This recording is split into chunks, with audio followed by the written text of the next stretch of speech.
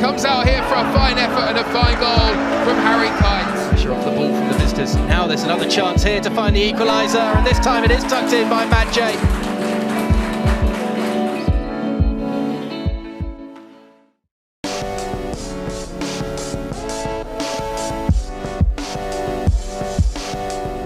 And this is the substitute, Alex Fisher. And they've pickpocketed them here. It's Joel Randall. Comes out here for a fine effort and a fine goal from Harry Kite. Pressure off the ball from the visitors. Now there's another chance here to find the equaliser, and this time it is tucked in by Matt J.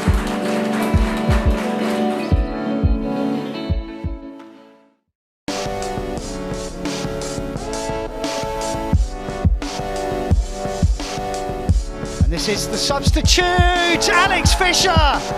And they've pickpocketed them here. It's Joel Randall.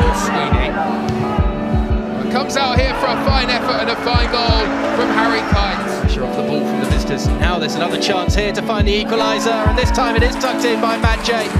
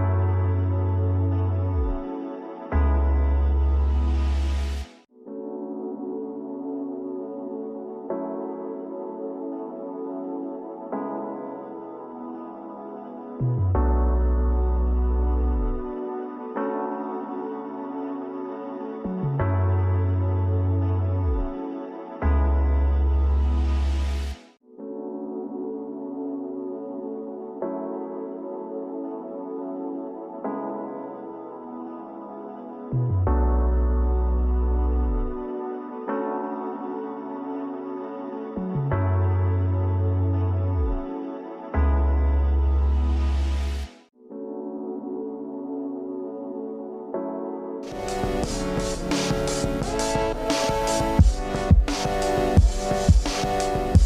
this is the substitute, Alex Fisher. Oh, And they've pickpocketed them here. It's Joel Randalls. Comes out here for a fine effort and a fine goal from Harry Kite. Pressure off the ball from the visitors. Now there's another chance here to find the equaliser, and this time it is tucked in by Matt J.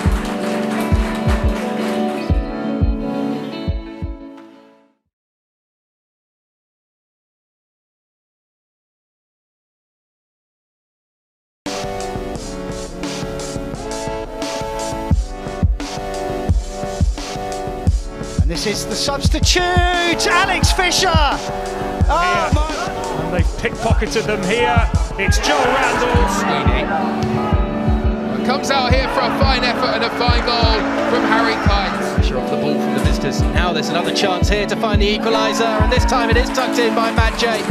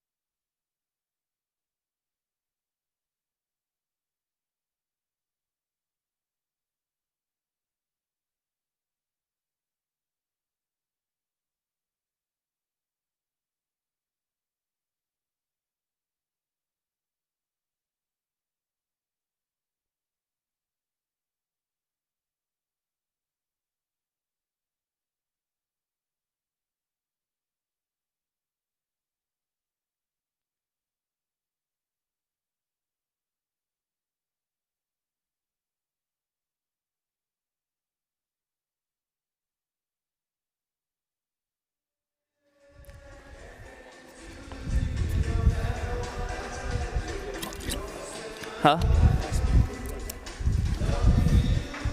Are we on, are we? Is it working? Good evening and welcome to St James's Park on a windswept evening here for an FA Youth Cup tie, the second round featuring Exeter City against Cheltenham Town. I'm joining you, it's Chris McPhee, alongside Bradley Miller. We'll take you through the action and we'll take you through the teams to start with. Brad, can you take us through the Cheltenham Town lineup, please? Yeah, no problem at all. Welcome everybody. Number 1 is Jake Parison for Cheltenham Town. Number 30 is Charlie Dashfield. 32 Will Ramsey. 34 Joseph Hunt. 41 Archie Woodall. 61 Callum Ebanks. 63 Harvey Sturak. 64 Connor Jakeways. 65 Brennan Dennis Barrett. 76 Toby Lawrence, and 79 Felix Miles. Thank you very much. So that's our visitors this evening. Let's just take you through the Exeter City lineup. With number 1 starting goalkeeper is Jack Arthur. Number 2 is Ellis Johnson. Number 3 Max Clark.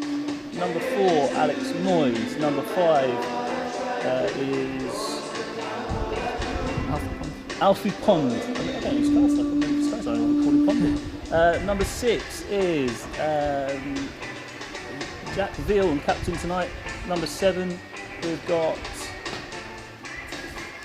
Who's number 7? It doesn't say Michael Lilly. Michael Lilly. Number 8 is Hang on. I will get my sheets. Can you hear me?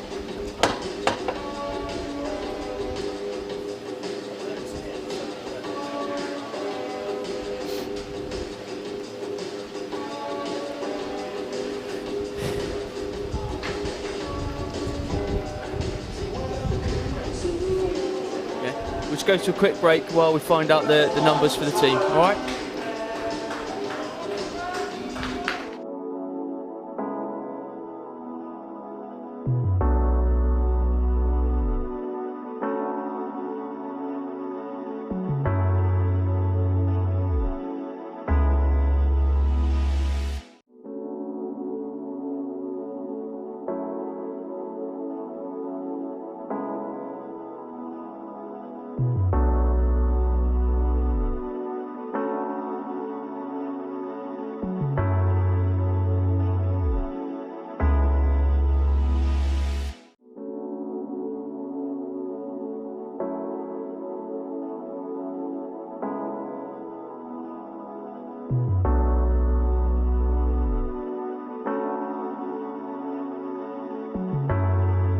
His line-up there from 1 to 11, but Jack Arthur in goal, Ellis Johnson 2, Max Clark 3, Alex Moyes 4, Alfie Pond 5, Zeph Collins 6, Michael Lilly 7, Jack Field captain number 8, Frank Lovett number 9, Sonny Cox number 10 and Nelson number 11. Substitutes for the City tonight is Andrew Sowden, sub-goalkeeper, number 13, Eli Collins 12, Toby Neville 14, Charlie Hanson 15, Joe Ragg 16 and Harrison King 17.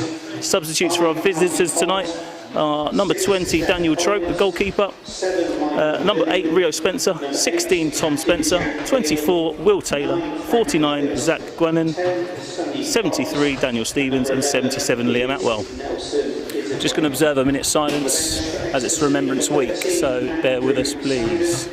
12 Eli Collins, 14 Toby Neville, 15 Charlie Hanson, 16 Joe Ragg and number 17 is Harrison King. Your officials this evening, the referee is Philip Eddy, his 2 assistants Daniel Muirden and Matthew Redmond, and the 4th official is Nigel Lawrence.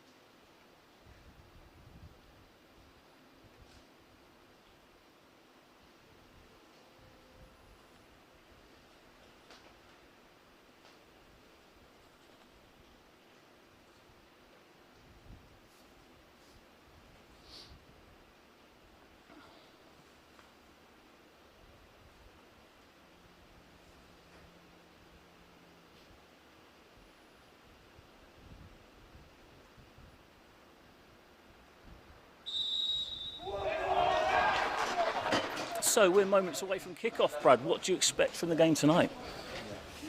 Should be an interesting game. Looking forward to it. Tough conditions out there, but 2 teams that know each other well, obviously in the same division, and should be, an interesting game.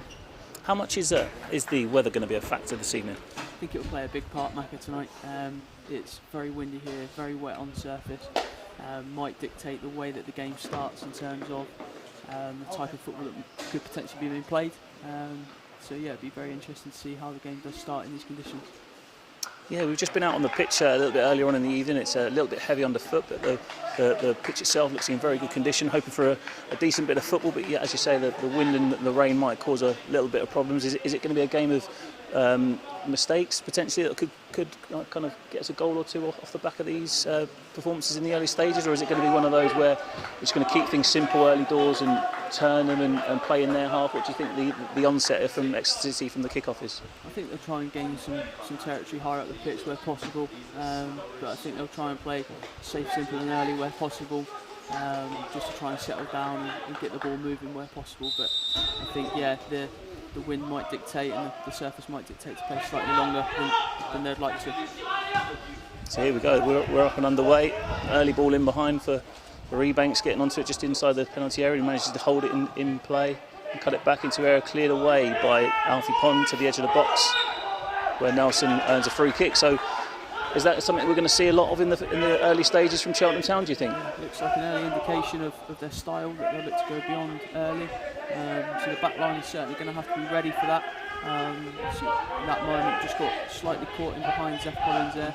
The back line of Exeter certainly been working on that this week to be prepared for that. So hopefully they'll be able to be alive for the long ball in behind. Thank you. So we go long ball forward, contested in the middle of the area, drops down to Max Clark, who plays a punch pass into Nelson, who's on the turn against his man and slips on the wet surface. Cleared away upfield. Headed back into the midfield by Alfie Pond. Ball seems to be ping balling around in that central area. Drifts out into the wide position where Frank Lovett sets back. It's played up now to Sonny Cox to hold up the plate. Cheltenham Town have won the ball back. It's a little bit scrappy in the early stages. Both teams potentially adjusting to the surface. 100%, yeah. You can see it's already quite difficult to pass the ball in certain areas of the pitch. Ball's holding up at times. So yeah, it's very, very difficult. Like you see there, back line more ready there. Max Clark, a good header, more ready to defend. Well, there's an early goal from Cheltenham Town there. Early ball, committed to the ball is Jack Arthur comes out and it's just lifted over him into the goal. It just goes to show that those balls in behind are going to cause Exeter City a couple of problems. Great finish from Ebanks there for Cheltenham. Seeing all over the moment, getting regular men's football. Just tell with the start that he has made, and it's an excellent finish. It was a well taken finish, and I think it's a case that the ball's a little bit kind of up and down, played over the top, and he's early onto it. A little bit of space in behind, right in that area between goalkeeper and back four, and he's managed to finish it off nicely. So City are now 1 down in the early stages, a couple of minutes into the game. What's their response going to be?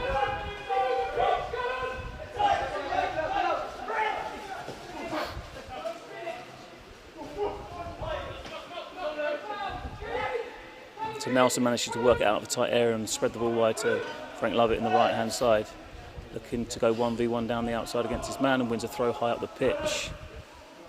So it's an early knockback for Exeter City, and they're looking to get straight back in it and put some pressure on and gain some territory high up the pitch, Brad. 100%, good reaction from Exeter. Like you said, trying to gain some territory up the pitch, trying to gain a foothold in the game to formulate some sort of reaction. You can hear the boys encouraging each other to try and get higher up the pitch. And example there of Alex Moore's great header to be able to set an attack and finish him with a shot. Is that something we're going to see a lot of, shots from distance in this game, potentially with a zippy surface, people trying to hit the target and make the keeper make saves and follow things in a little bit? Yeah, 100%, especially with the surface tonight, it's going to zip through, so certainly with the lads in the front line, look to try and get strikes away where possible. All three of them up there are very good finishers, so be interested to see what kind of attacks that they do formulate in and around the box, whether they look to shoot or slide in and around that area. It's a great first header, first contact from Jack Veal there to win a nice high ball, but we've got to keep that door closed at the back, and Alfie Pond chasing back into the deepest area, just allowing it to go out for a goal kick. So very much end-to-end stuff almost in the early stages. We're trying to settle down in some kind of rhythm and pattern of play. Actually looking to play out from the back now into Zeph Collins, who plays more direct down into an area where Sonny Cox is working off shoulders, unable to keep the ball in play. So it's nice to see Exeter getting the ball down a little bit and trying to play a little bit of football, do you think? I was just saying it was nice to see Exeter's intention to get the ball down initially and have a little feel of the ball and try and settle themselves into the game by having a spell of possession maybe. 100%, yeah. These FA Youth Cup games are always quite frantic to begin with, and sort of the nerves these occasions do get to the players, and this is why they're good experiences. So it's definitely good to see the players to try and overcome those early stages and try and get the ball down and relax and try and play their normal game.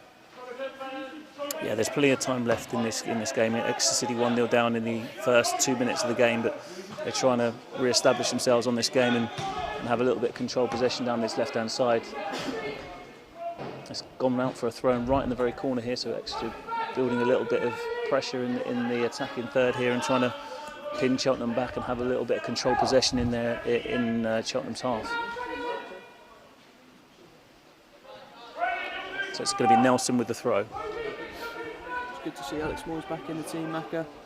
Been out for a while with injury, so good to see him back playing. What's he going to bring to the team? It's different from last week in the previous round. He's going to be able to cover a bit more ground in the midfield area, be able to screen forward passes, and could be able to get more interceptions. It will be able to sustain some more attacks, hopefully, in the final third. It's a slight tweak in shape, isn't it, than last week, because they played two deep in the field players against Plymouth last week, and obviously with Moisey coming in, he's going to sit in front of the back four to allow Veely and Michael Lilly to support the attack a little bit more, I suppose. 100%, yeah, and he's obviously his capabilities in midfield, his edge, so to speak, is for him to be able to cover the ground in the distance. So I think the type of character he is and the type of attributes that he's got will allow him to cover the ground in midfield to be able to do that job as well as two people would usually be able to. Absolutely. Let's hope that it's a busy night in there, breaking up play and setting us on the counter-attack. But what kind of dynamic are the two centre-halves going to have to deal with tonight? It looks like you've got a strong, powerful opposition in the centre-forward of Ebanks, who's already scored tonight off an A pass in behind, off the shoulder. But it looks like he's going to be a bit of a handful aerially for the boys. 100%, yeah. I think from the early stages, Ebanks has looked a real threat, both going beyond as well as trying to pin them. So they're going to have to get used to being under high pressure and embracing the physical contact, as well as being ready to defend the space in behind. Absolutely. So here is Sonny Cox chasing the ball into the corner, but he's just managed to keep that in. The ball's been cleared away into the kind of hooked clear. Gone a little bit scrappy. Can Exeter kind of get hold of that ball in that area? That's 1v1. Who's that 1v1 there? Frank being trying to be positive. I'm not sure how he's given away a free kick there, but decision's been given. Exeter retreat into their shape. And a free kick to Cheltenham. So as you were saying earlier, Brad, that a lot of the Cheltenham second years especially have been out on loan this year playing men's football. Is that going to have a positive effect on these boys, you think, tonight? I think so, yeah. I think the loan system utilised really well from what I hear back from Cheltenham staff and the club, and as well as something that we try and utilise as well, really, and it has massive value for the players to be able to be exposed to those games and those formats at the lower league level, but playing against men, to be able to bring the type of characteristics that they're going to need to be able to go on and play in League Two. So a real physical test for Exeter City tonight then? Yeah, 100%. Well, as the tempo seems to have settled down a little bit more to a bit more of a natural ebb and flow of the game, and Exeter City just taking the throw in on the far right hand side, attacking the goal right to left as we look. Frank Lovett again trying to go 1v1 down the outside, unfortunately loses out and the ball's played up to Ebanks, who manages to get the ball to stick, tries to invite a man forward on the opposite side of the pitch, and Nelson gets his body there and shields the ball out to play. It's a throw in on the halfway line with Max Clark to take. So there you go, there's an example of our boys being willing to be physical as well in response to potentially some big strong boys from the Cheltenham team.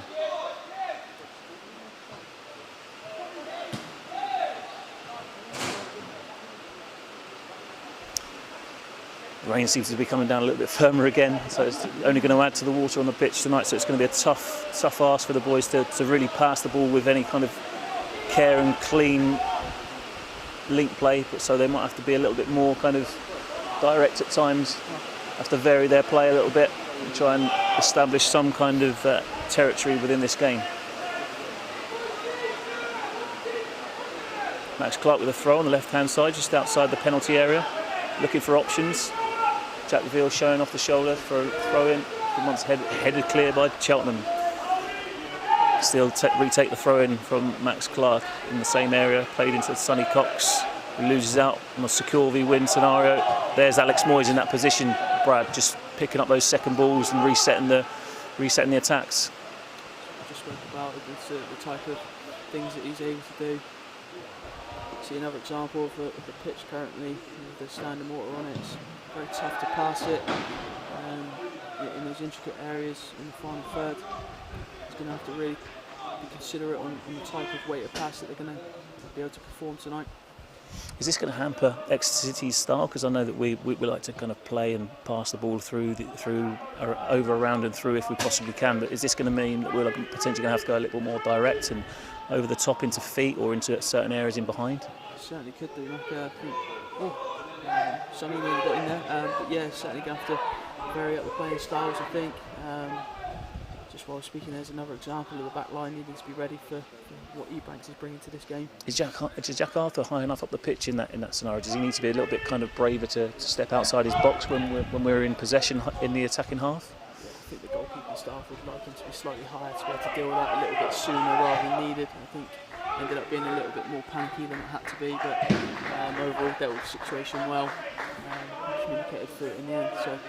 Yeah, with these long balls that are being played in behind, that first bounce, it really does zip on. So, my advice would be in this scenario to try and get him to play a little bit higher, a little bit more on the front foot, ready to sweep in behind and try and take that pressure off, because it does look a little bit of a danger to Exeter City at the moment, doesn't it, that ball in behind? Absolutely. Probably this one,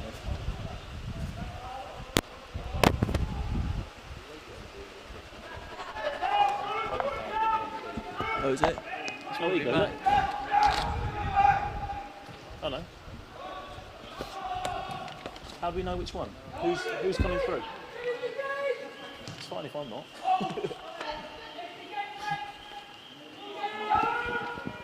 make much sense if I've just been answering questions so they can hear it, would it?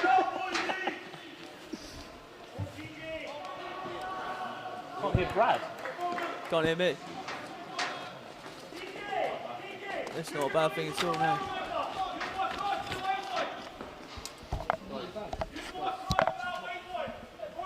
We're fine, are we? Yeah. Oh, right. Okay. Sorry, we just thought we had a bit of a sound issue, but apparently we're coming through okay. No problem. So it's a goal kick to Cheltenham Town. Just how long have we got into the game? What were we? 12 minutes in. Goal kick to Cheltenham Town. Still 1-0 to them. But Exeter City certainly settling down into their rhythm a little bit more and starting to impose themselves slightly more on the game. Another first contact, this time from Frank Lovick winning the header and getting Cheltenham Town on the back foot. Sonny Cox pressing high from the front. And there's Alex Moyes trying to break things up in that central area and resetting us in possession. There you go. So we're already seeing that his impact in the game, aren't we? That screening positions, ready to kind of intercept and then reset, and those loose balls, trying to be the first man to make contact and secure possession and find that low pressure. Certainly started the game very well, Alex Moyes, in that central area. Absolutely, it's been really positive. Good use of his body there to draw and foul. Allows Exeter now for a set piece, and Jack Field's quality from the set pieces of recent games has been excellent. So it'll be interesting to see if he can continue his form in terms of the dead ball situations. And Exeter's record from set pieces. So here's Jack Field to deliver it deep into the middle of the box. First contact from Cheltenham Town, but it's recycled and clipped into the back post by Nelson Isegwin. Back to Jack Veal, and he's put it into that central area again. Alfie Pond secures and sets to the edge of the box. It's off the crossbar from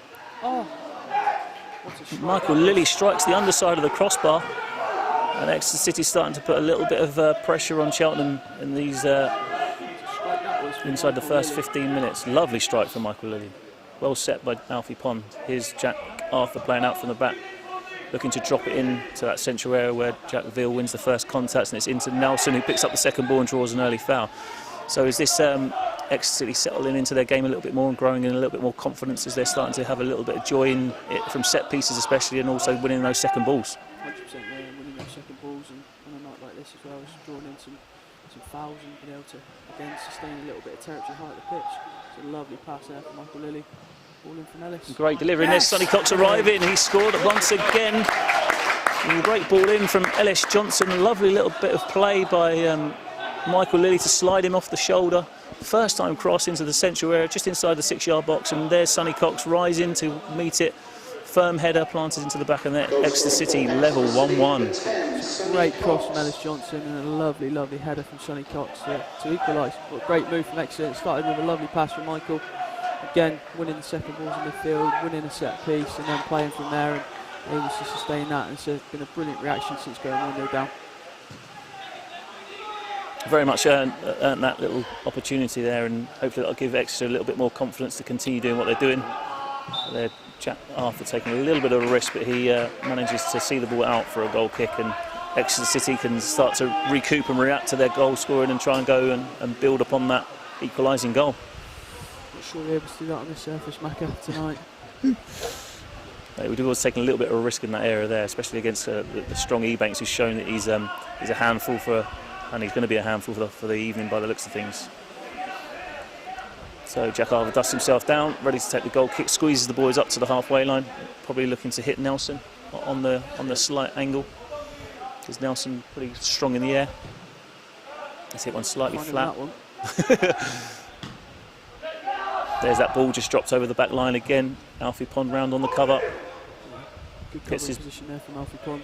Did really well to get his body there, didn't it? And then cleared strongly with his left foot. Exeter City are now going to soak up a little bit of pressure in there, defending third. It's a throw into Cheltenham to be taken by number 37, who is that 37 or 32? I think it's Will Ramsey, number 32. I can't see his number from here, but I think it's Will Ramsey to take the throw in. Throws it just outside the edge of the box, and it's laid back to him. And Nelson goes out to press. Ball dropped into the box. Ellis misses his clearance, and the ball's going to run through to Felix Miles on the left-hand side. He's 1v1 against Alfie Pond in that wide area. Cuts it back to 64, who is Connor Jakeways, and it's stolen off his toes. And here's Exeter City. Can they counter-attack? Slightly spoilt from the number 47. Reduce your body from Frank Lovett. Archie Woodhull. Mike can build. Good touch, Mike. Excellent first touch from Michael Lilly to break the line of the press. Really intelligent play there from Michael Lilly, but unfortunately Nelson's been flagged offside. The referee hasn't seen it yet, but he was just flagged offside. Lovely early ball, but really intelligent play that from Michael. Enabled us to again play forwards and get across an opportunity. So really, really positive start from all three in midfield. To be honest, been excellent. Certainly looks as though they've settled down, and they've starting to express themselves a little bit more, and they look to be growing in confidence as a team, aren't they? Yeah, 100%. Really started to get a foothold in the game. As we know, each team will have a bit of a spell, but it's been good from Exeter since going 1-0 down so early on, inside 3 minutes. Good header, Pondy.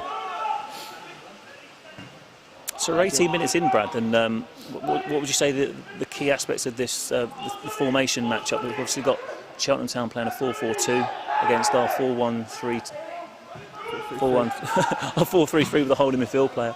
Yeah.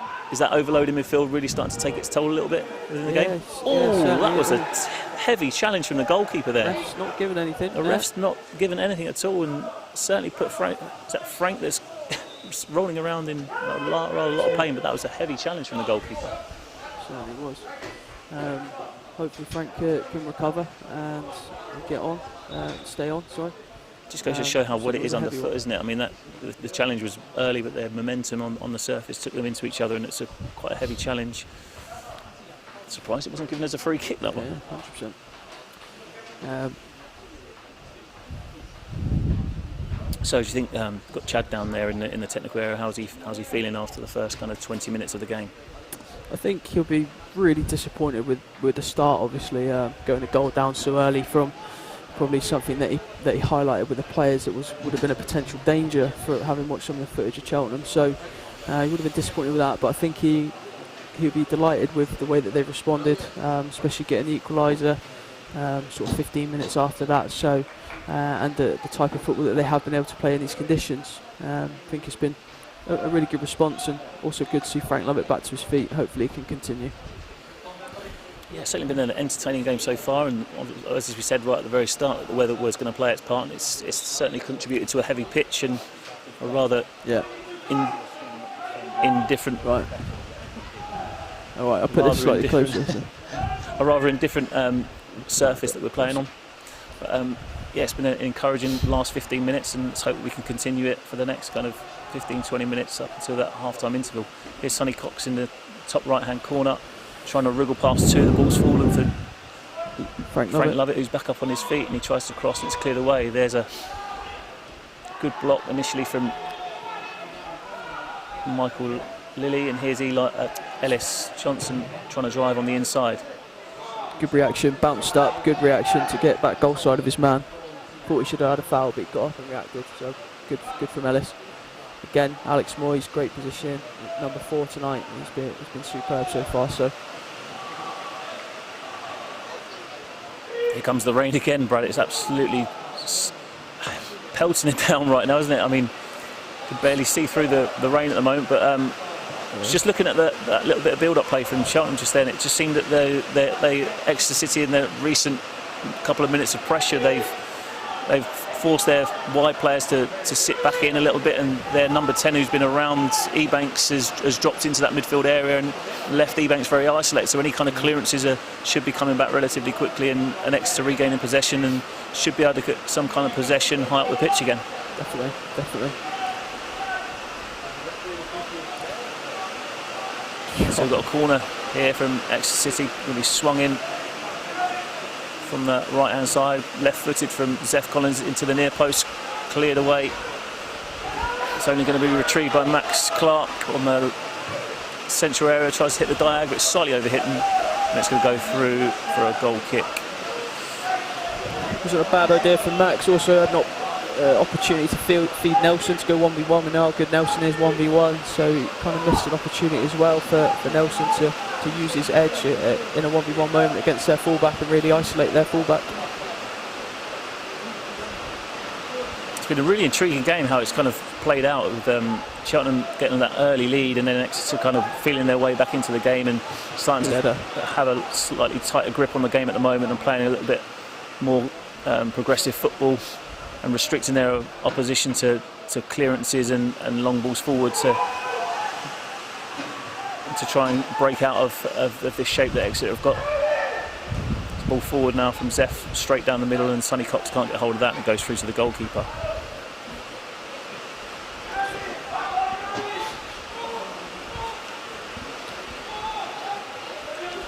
The goalkeeper rolls it out and gets the group to squeeze up, and plays it long with his left foot down the left-hand side, and it just goes straight out for a goal kick, and that will be an Exeter City throw to be taken by Ellis Johnson.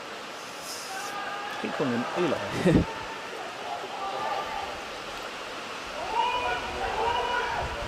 Set back to Jack Arthur, who clears up onto the halfway line where Sonny Cox is going to challenge. It comes off the referee. Good tight control from the referee there. What do you think about that? Best touch of the game, that. Really good. So as we go with the customary drop ball, he tries to hit the diag out towards number 79. That's Felix Miles in that left-hand channel, but unfortunately just zips off the pitch and out for an Exeter City throw-in, taken nice and early to Alfie Pond and played forward up towards Frank Lovett, who backs in nicely and wins the first contact. Ball's dropped down. A bit of a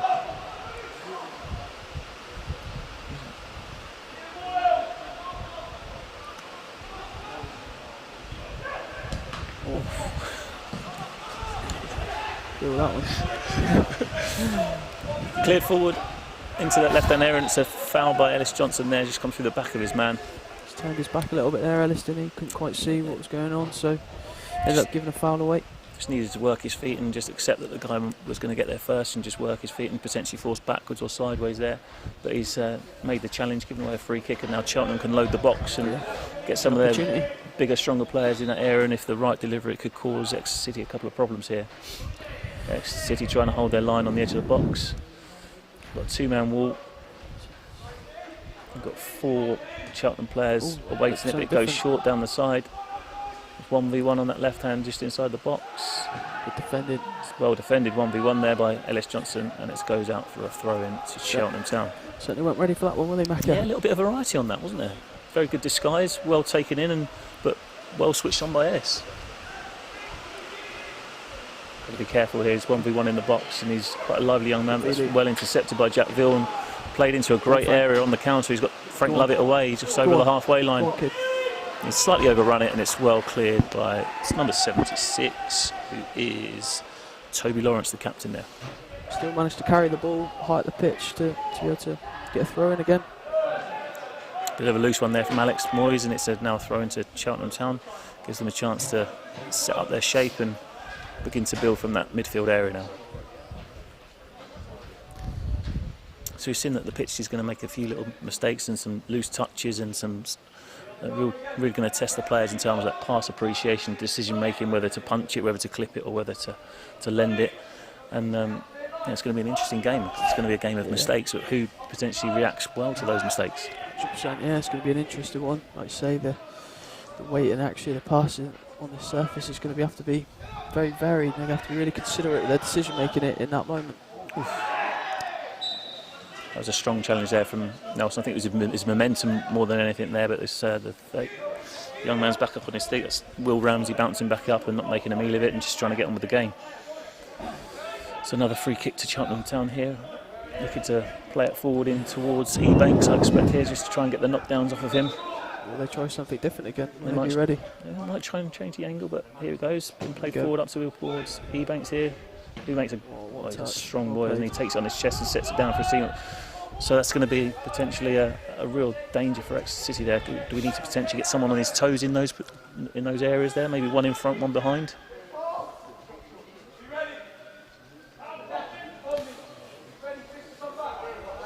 So Jack Arthur delivers forward. It's slightly mishit and goes straight up in the air, but Alex Moyes is underneath it and loses the header. It's up to Ebanks, who brings it in under control nicely. Well covered by Zeph Collins. Ball played forward by Max Clark. There's a little bit of head tennis, and anyone going to secure that ball? Great first header that. It's a touch, that is. Go on, son. Wonderful first touch from Nelson. It's 1v1. He's got himself into a great area, securing the ball in that wide area. We've got to look at the water, the surface water, holding up the ball, and it's making it really untidy for the boys. They've managed to secure a Cheltenham throw. So there we go. There's another example of what the pitch is going to be like in this terrible weather we've had over the last kind of hour and a half, 2 hours of constant downpour. It has actually stopped raining for the moment, but as we see it, the pitch is really full of water, and it's going to make problems for dribbling and passing, as we've already seen early on in this game. Touch.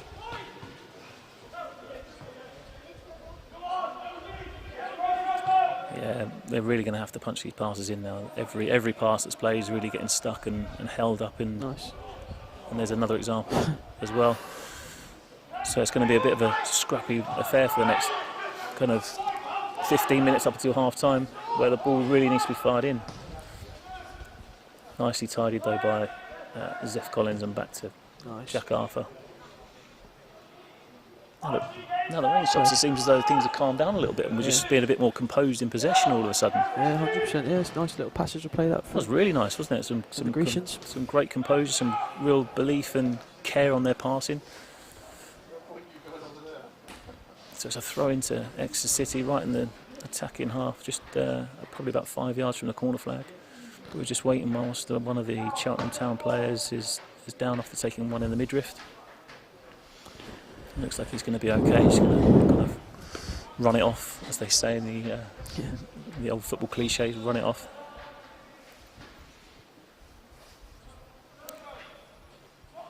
Frank Lovett throws the ball back to Ellis Johnson.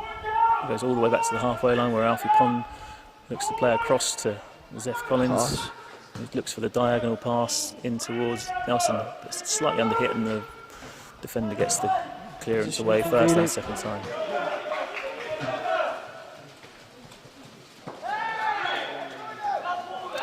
Zeph showing good pace there to get his body there, and I think we just foul, but it wasn't given again. It'll take the throw in.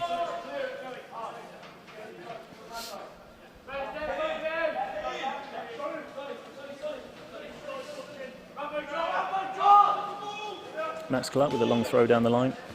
Michael Lilly to the second ball again. Seems to be in great positions, Michael Lilly, at the moment, doesn't he, on those second balls? Him and Moisey have been there or thereabouts on most second balls at the moment. Definitely managed to get lots of regains off the back of the second ball, and been able to either help it on forwards again into the attacking half, or to be able to sustain control of the ball. Yeah, he's shown some real maturity as well with some of his passing decisions as well. Not just playing back with the square, but he's obviously for Sonny's goal, he played that A pass in behind off the back of the defender to get Ellis into a great crossing position. So got a nice little variety in that midfield area between the three of them. Frank Lovett 1v1 in wide area and cuts it back for Michael Lilly to deliver. Hits the first man, but he's there for the second ball. There's Alex Moyes challenging as well.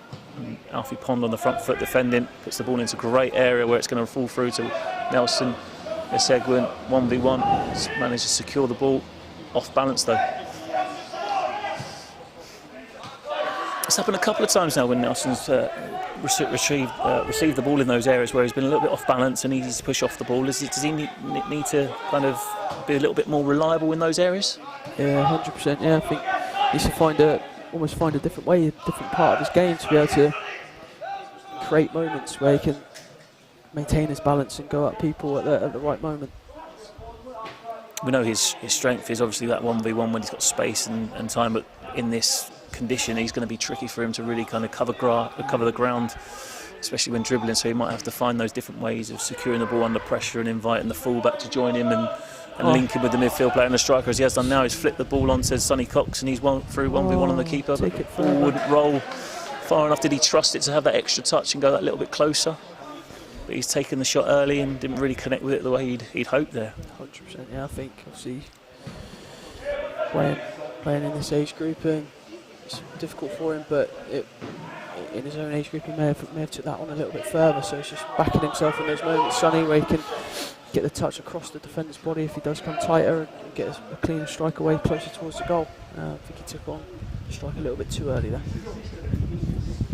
Just have a quick comment about that goal kick there. It was out of his hands, it's one bounce, two bounces, and causing problems down the other end to Jack Arthur, and that just goes to show that the wind's still going and the rain's started again and the ball kicking off the surface in all kinds of different ways. It's really unpredictable out there, isn't it? Yeah, certainly blowing towards the big bank end here at St James's Park. So Jack Arthur, the Exeter goalie, kicking against the wind and the rain at the moment. But yeah, it's been, so Maka, half an hour in, been an interesting game so far. Hopefully all the viewers are enjoying it.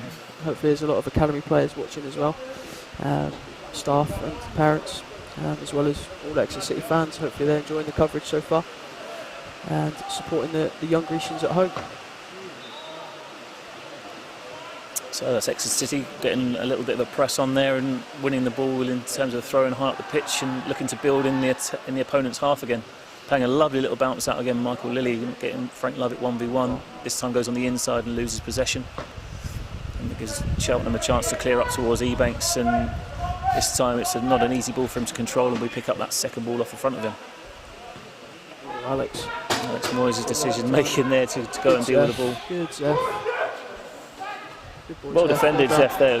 Obviously, Ebanks there causing us problems again, but Zeph standing up to the challenge here. Definitely, yeah. And for the first team Exeter City fans at home, that is the brother of Archie in the first team, Zeph, and his twin brothers on the bench tonight, Eli, which played in a very different position to his brother Archie, but he's defended really well there and handled Ebanks really well.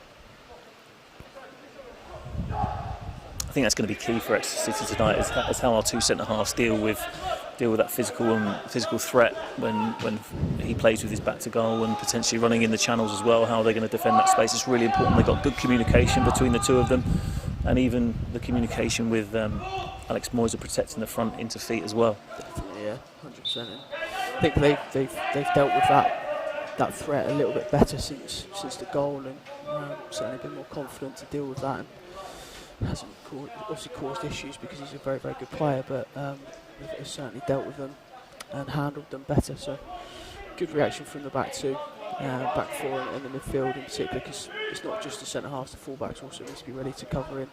So it's been good.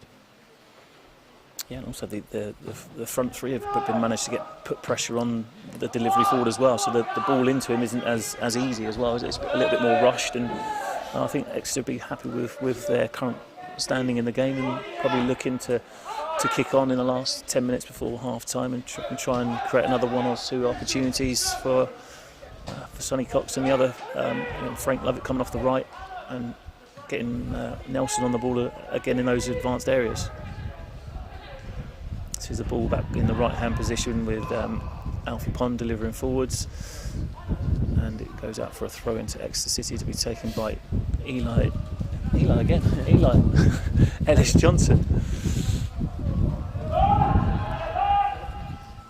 Throw and play back to Alfie Pond, who's got a little bit of time to deliver forward. It's hung up in the air, there's no challenge, a free header, but the second ball is picked up by Vili. Well tidied by the Cheltenham midfield player there, and it's hit into that channel area, but Zeph Collins takes up a great position. That's surely a free kick. He took up a great position on the cover there and then took it down nicely, put it into a great area, and was challenged late on the very edge of the pitch, and the referee's blown for a free kick. So already I think that the boys now are starting to drop off that little bit earlier for those balls in behind, so they can almost do that, what Zeph's just done there, drop in, have a touch and look to play forwards rather than having to chase it in there or back to play. Yeah, 100%. Positioning was much better there from Zeph, so really, really good.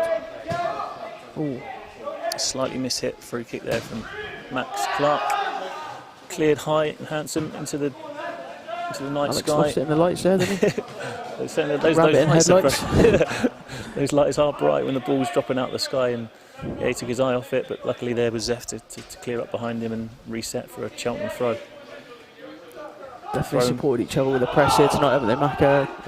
In particular in the midfield areas, but the back line as well, where sort of what we call our first and second defender priorities, where they're getting pressure to the ball and the second defender really supporting them in all different areas of the pitch. So.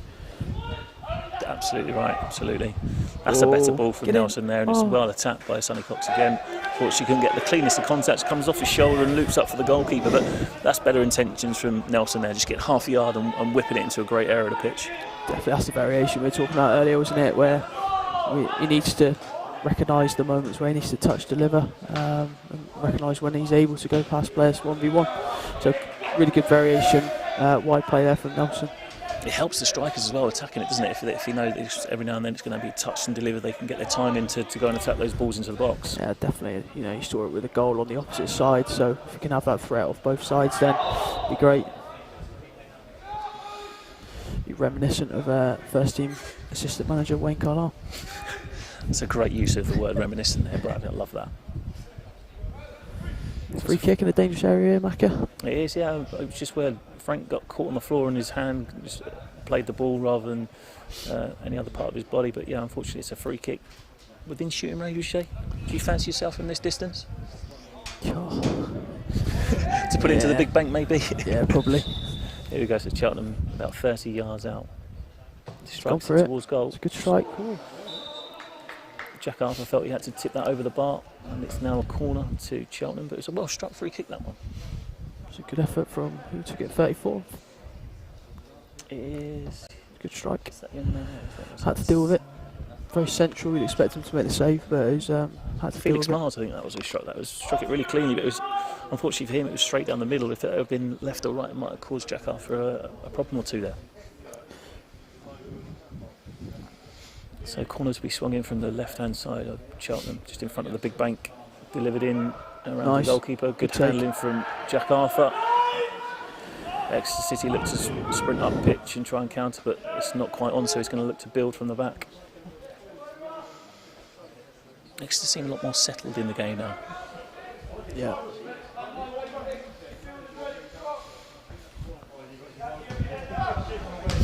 Ball kick again, Jack Arthur, unfortunately, that time. He's not happy with that one, as he just kindly pointed out. Hopefully he didn't hear that from the sides, online.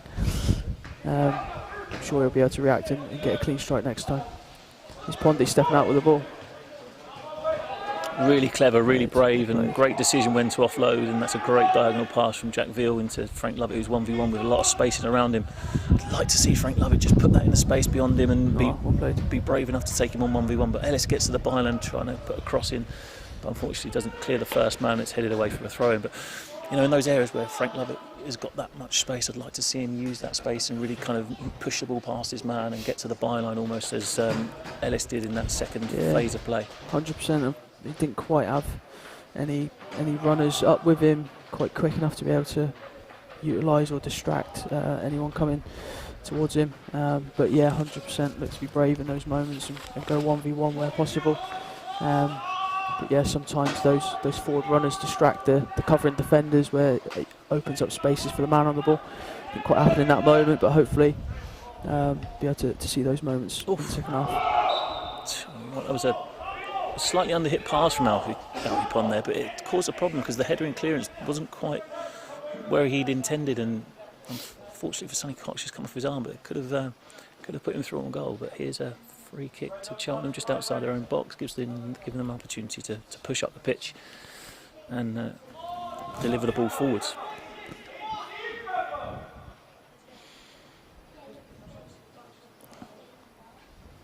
There we go, steps up and takes this free kick with his left foot again, straight towards Ebanks again, who wins the first contact. Max Clark challenges for the second one, and there he is again. There's Alex Moyes in that position that he loves, with getting to those second balls and drawing free kicks and getting under the skin of the opposition. Certainly does, yeah. See, draws in fouls, good use of his body, good positioning again, and Exeter with the free kick and able to regroup. Obviously, good header from Ebanks. Pondy thought he was fouled, but again, needs to just react and get back into position early. So I think Moyes is really revelling in this kind of performance, in this kind of game. It's right up his street, isn't it? Winning those second balls, it's tough, it's hard for oppositions, but he's there every little second ball. He's there or thereabouts. And yeah. Nice. I was watching him just in there, and he must have taken he was scanning every 2 or 3 seconds there, just checking what's around him, just so he understands where that low pressure is. So if he does get on the ball, he knows exactly where to offload to or where the pressure's coming from. It's great to see young players using those wingers, I call them, getting their head on a little bit of a swivel. He's checking his shoulders even now, and it's going to help him when he gets on the ball to find that low pressure or forward pass. 100%. Hopefully our young players watching, or any young players that are watching, hopefully watching and looking how he's able to scan in those moments that can help improve their game.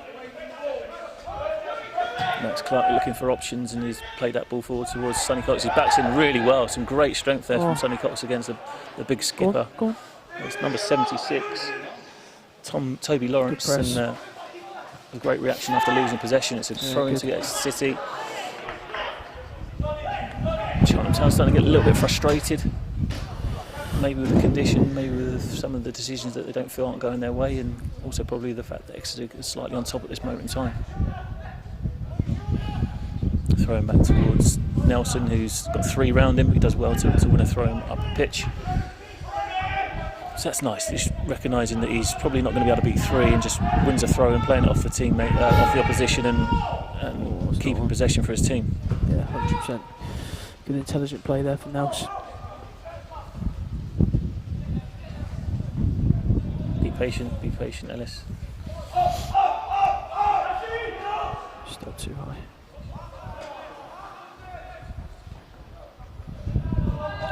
Good line again from the back 4. Done it much better since the goal. Yeah, there's been 1 or 2 scares, but I do think you're right. They've taken up a better line. They're dropping off that little bit earlier. They're ready to drop into that space. Jack's adjusted his position as well from the goalkeeper's point of view. So hopefully, not going to kind of catch us in that area too often moving forwards. But they're always a threat every now and then when they've got that little bit of time to deliver forwards, aren't they? Yeah. We're trying to steal a little bit of yards there. Alfie there trying to take the throw to the the free kick from slightly higher up the pitch than initially given.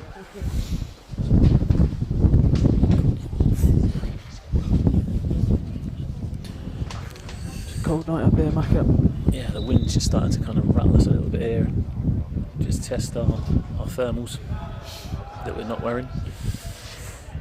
Cheltenham win the header and look to switch play into that area left on the diagonal pass, and Max is chasing in there and manages to get to the ball first, and it's closed down, and the Cheltenham good ball, good Pondy lad manages to get a great cross in, and Pondy takes no chances and heads the ball behind. It was really well played by number 65, who is Brennan Dennis Barrett. Didn't give it up, worked hard to put Max under pressure, won the ball high up and putting a great ball into the back post, and now he's going to jog over and take the corner kick. Definitely, it's interesting. Cheltenham starting to put their number 10 just sort of goal side of our number 4, Alex Moyes, to prevent him getting on the ball or sort of picking up the second balls, which then gave opportunity for their wide player for the switch. So it was an interesting change, slight change from Cheltenham there. Yep, Cheltenham trying to work a short corner, but well reacted by Frank Lovett and Alex Moyes initially, and Good, Mike. well crowded out by Michael really. Was it Michael? No, it's Ellis. Ellis Johnson in that central area from the corner. So the boys digging Come deep, up to half trying to see time now, it Macca. through, isn't they? Trying to see it through to half time, not give any opportunities away to their opponents so close to half time. And Fourth official's about to let us know how long will be added. It's 1 minute. There he is. 1 minute added.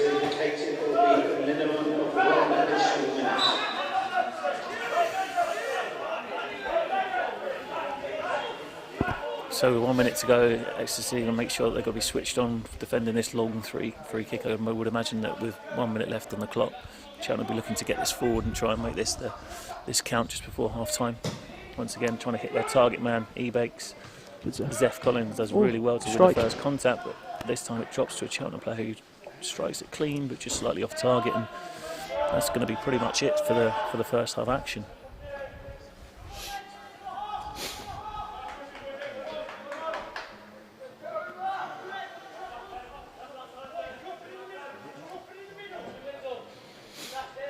Potentially the last kick of the game, this one. I think referee's just checking his watch, got his whistle in his mouth, and Jack Arthur's just going to deliver forward probably for the last time of the half.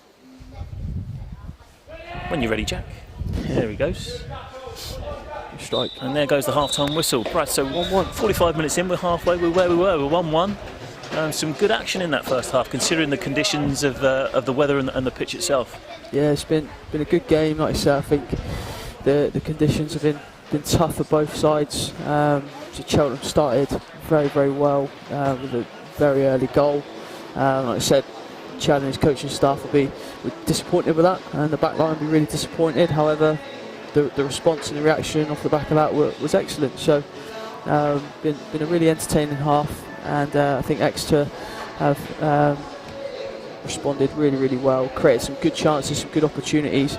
Not many clear-cut ones other than Michael hitting the bar, and a couple of half chances from crosses, but took the goal really, really nicely. So there'll be lots of praise for the boys at half time, but also there'll be some bits and bobs that Chad will want to see changed before they come out for the break. So it looks like the referee's just checking some of the areas of the pitch in that left-hand side. Found Nelson tripping over the big splashes of water.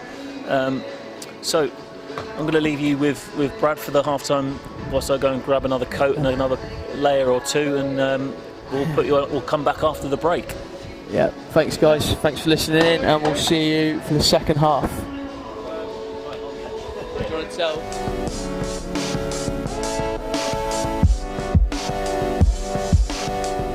And this is the substitute, Alex Fisher! And they've pickpocketed them here. It's Joel Randall. Comes out here for a fine effort and a fine goal from Harry Kite. Pressure off the ball from the visitors. Now there's another chance here to find the equaliser, and this time it is tucked in by Matt J.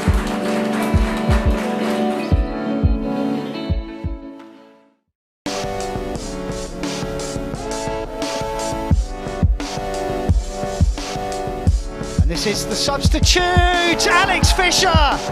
And they've pickpocketed them here. It's Joel Randall. Comes out here for a fine effort and a fine goal from Harry Kite. Pressure off the ball from the visitors. Now there's another chance here to find the equaliser, and this time it is tucked in by Matt J.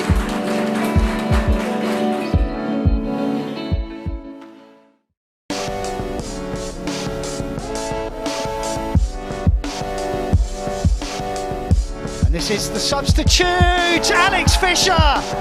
And they've pickpocketed them here. It's Joel Randall. Comes out here for a fine effort and a fine goal from Harry Kite. Pressure off the ball from the visitors. Now there's another chance here to find the equaliser, and this time it is tucked in by Matt J.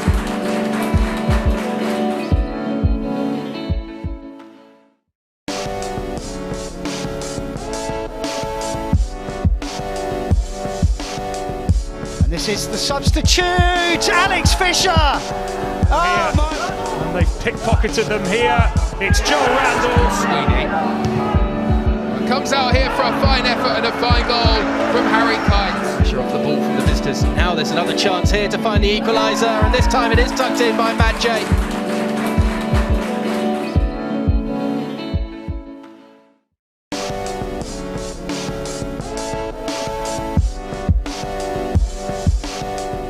And this is the substitute, Alex Fisher.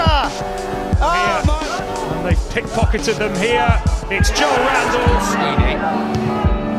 Comes out here for a fine effort and a fine goal from Harry Kite. Pressure off the ball from the visitors. Now there's another chance here to find the equaliser, and this time it is tucked in by Matt J.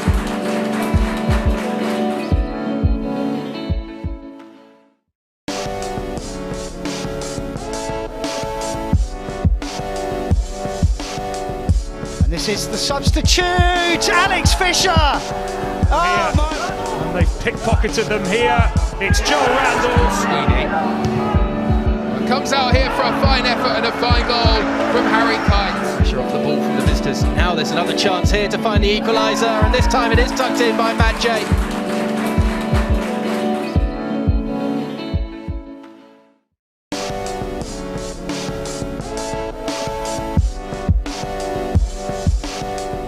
And this is the substitute, Alex Fisher.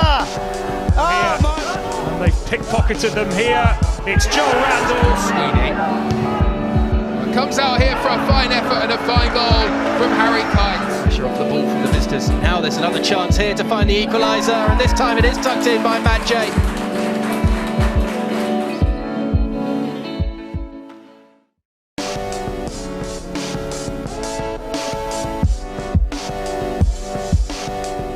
And this is the substitute, Alex Fisher. Oh, my. And they've pickpocketed them here. It's Joel Randalls. Comes out here for a fine effort and a fine goal from Harry Kite. Pressure off the ball from the visitors. Now there's another chance here to find the equaliser, and this time it is tucked in by Matt J.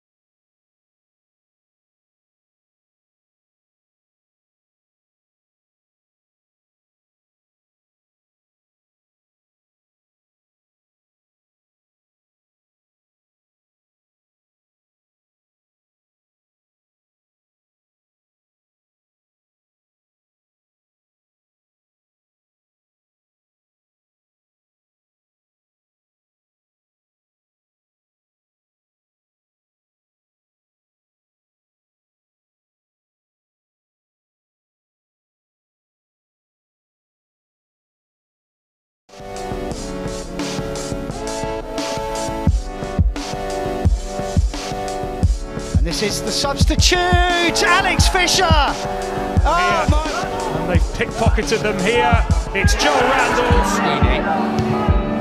Comes out here for a fine effort and a fine goal from Harry Kite. Pressure off the ball from the visitors. Now there's another chance here to find the equaliser, and this time it is tucked in by Matt J.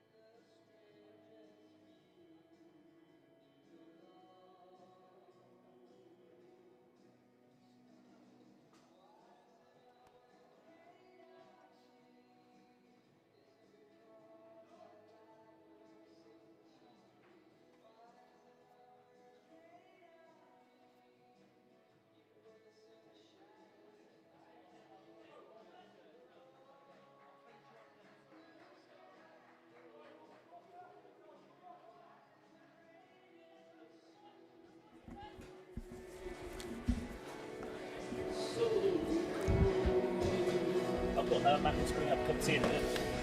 One sugar. It's good fun, isn't it? What? Is it on there?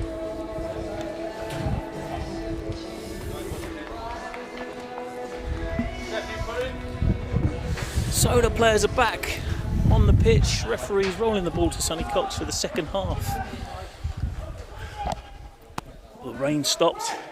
The wind seems to have died down for a minute. Hopefully we'll have these conditions for the next 45 as Exeter City go in search for that decisive goal as we're 1-1 at the break.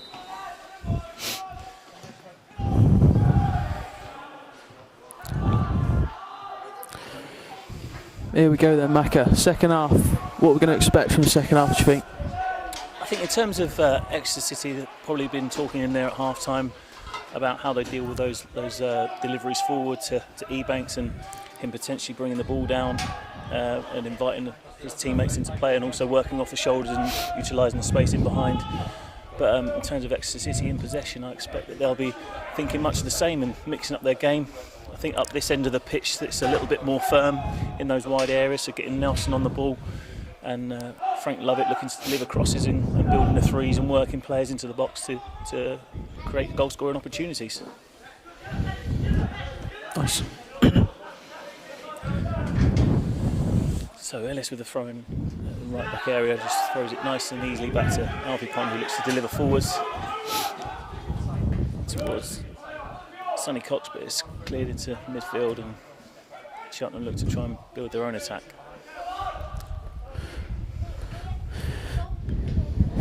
It's another good example of what Michael Lilly brings in the midfield, as well as Alex Moyes being ready for, again, second balls and flick-ons. Could have been a foul, but managed to get a decisive touch to help the ball on. I think the referee's had a relatively good game. I know there's been one or two kind of contentious points, but there's always is in games of football. He's let the game of football fly a little bit.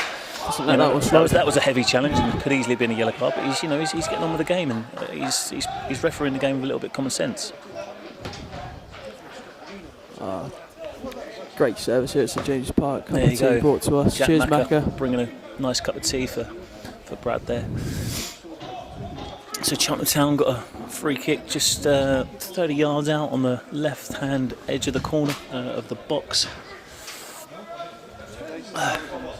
Looking to load the back post.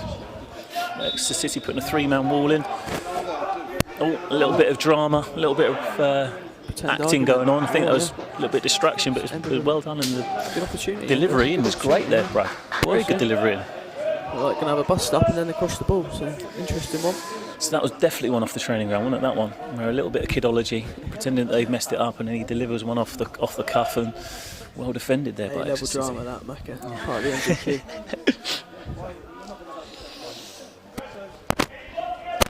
So it's a corner to Cheltenham. Interesting setup there from the corner. Working a block here, Cheltenham. Oh, Ebanks nearly got free. There's a counter on. Good touch. It's a great touch for Sonny Cox, and he's now driving down the middle of the pitch on the counter attack.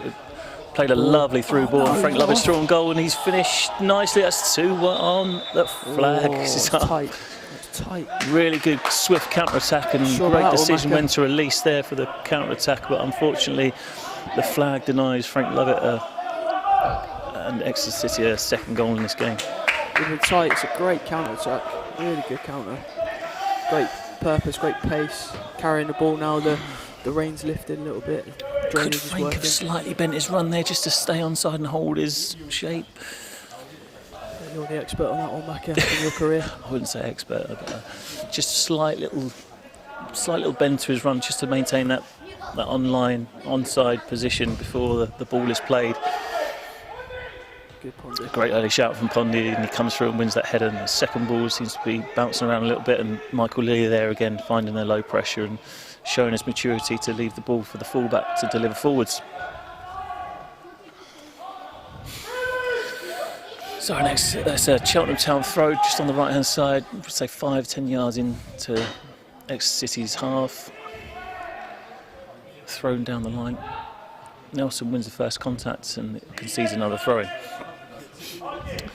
So it looks like Cheltenham seem to have adjusted their shape a little bit, so rather than a 4-4-2, more of a 4-2-3-1. Yeah, would you say? That. Yeah, agreed. Yeah, and the wide players are playing slightly narrower, just inside of our fullbacks a little bit. Given a bit more opportunity to try and counteract our positioning from second balls, I think, and trying for them to sustain a bit more pressure higher up the pitch. So it's going to be interesting to see how we deal with their slight tweak to the shape. Absolutely, they've tried to kind of get someone in and around Alex Moyes and those who seems to be picking up a lot of second balls. So it's maybe an attempt to win those second balls a little bit more and regain that possession a little bit more in that central area. It's a clever ball from Sonny Cox there, and Nelson arriving from the opposite wing, and the referee's given a goal kick there, but I was convinced it was a corner. Certainly looked like it from here, Macca. It's a good play again, nice ball down the line. I think it's Alfie Pond played the pass, left it in the space really nicely. Good quality of delivery from Sonny Cox there, on his favoured left foot. Nelson couldn't quite just get inside of his man to get any clean contact. So Exeter City look to settle straight into their game from before the break and playing in the right areas at the moment and causing Cheltenham one or two little problems, but the ball's cleared forward. Ellis wins the first header and the ball drops down to Cheltenham, who play the ball lovely down the side and stays in just on the line. But it's a slightly loose pass and Ellis has managed to clear up and play it off his opponent for a throw into Exeter City. Still a lively game, plenty of big challenges, and physicality going to be prominent throughout the rest of this game, Brad. Yeah, I think so. Yeah, I think obviously the nature of the type of game that it is, FA Youth Cup, both teams want to progress, and obviously Cheltenham playing against Arsenal in round 3 last year, they'll have that in the back of their minds that they want to tie like that in the third round. So there's a lot of stake for these young players, and they want every opportunity they can to impress and play football in as many games as they can throughout their scholarship. So it is a big night for them, and both teams so far are a credit to their clubs and working really, really hard. So it's going to hopefully be a really good second half. I just say it's a big night for them, and it's a great competition for them to play in and look forward to. It's so much different than their kind of games programme. Their Saturday morning fixtures, 11 o'clock kick-off. We're here in the evening under the lights. The sky's dark above us, and just feels so much different out there, doesn't it? Stadium, and unfortunately there's no fans in here tonight, but usually be a few fans in here cheering the boys on. But just being in the stadium gives it a different feel and gives it a really good experience for the players to take on, because they're ultimately preparing to play hopefully in our first team and beyond. So it's a really, really important part of their learning.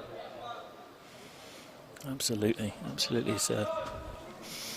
It's an interesting start to the game. Exeter now have given away a couple of free kicks early in this second half and given Cheltenham a platform to potentially put the ball once again into the box, into that danger area where they've got the aerial threat from 2 or 3 of their players, and once again the ball put into a lovely area, not really dealt with by Jack Arthur in the first one there, but it's cleared away into a wide area, and the clearance is completed by Jack Veal, and he plays the ball forward. Sonny Cox to chase. Chases all the way back to the goalkeeper, who slightly mishits his clearance. It looked like an offside position there. I felt that number 65 was coming back from an offside position, Brad. I'm not sure about you. It did look that way. Also, I don't know if the listeners can hear in, Chad Gribble, the under-18s manager, certainly encouraging Exeter to get higher up the pitch and press high. As soon as the centre-halves have got it, encouraging Sonny to really get after the ball and put pressure on Cheltenham's back line to prevent them playing forwards. So that's something that we might see more of in the second half. There's that ball once again, just tossed up towards Ebanks again. He uses his strength to back in and allow it to drop into his feet to get hold of.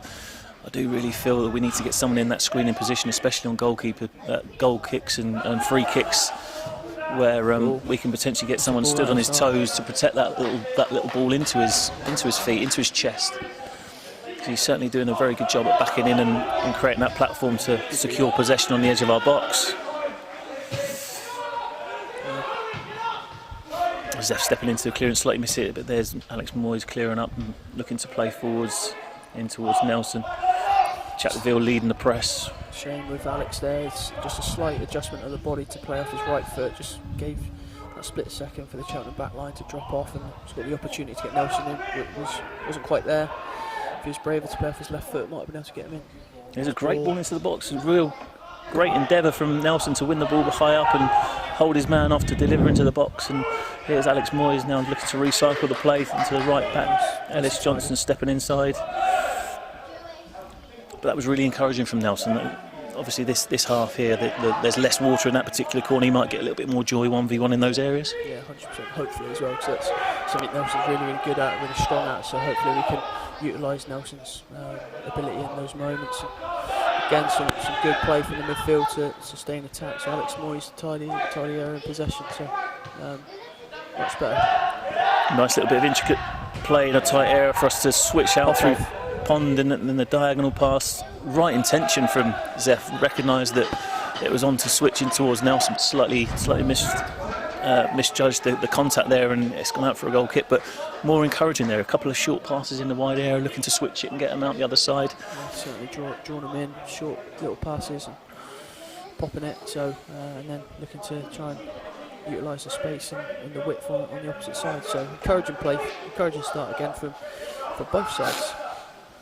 So 10 minutes gone in this second half. Exeter City certainly looking to get their possession game going, and a few free kicks that have been put into some good areas by Cheltenham. So it's very evenly matched here. 10 minutes in. Good header from Frank Lovett. Really good header. Shows you that even the front players have to be ready to defend from the front. So really good play that from Frank Lovett.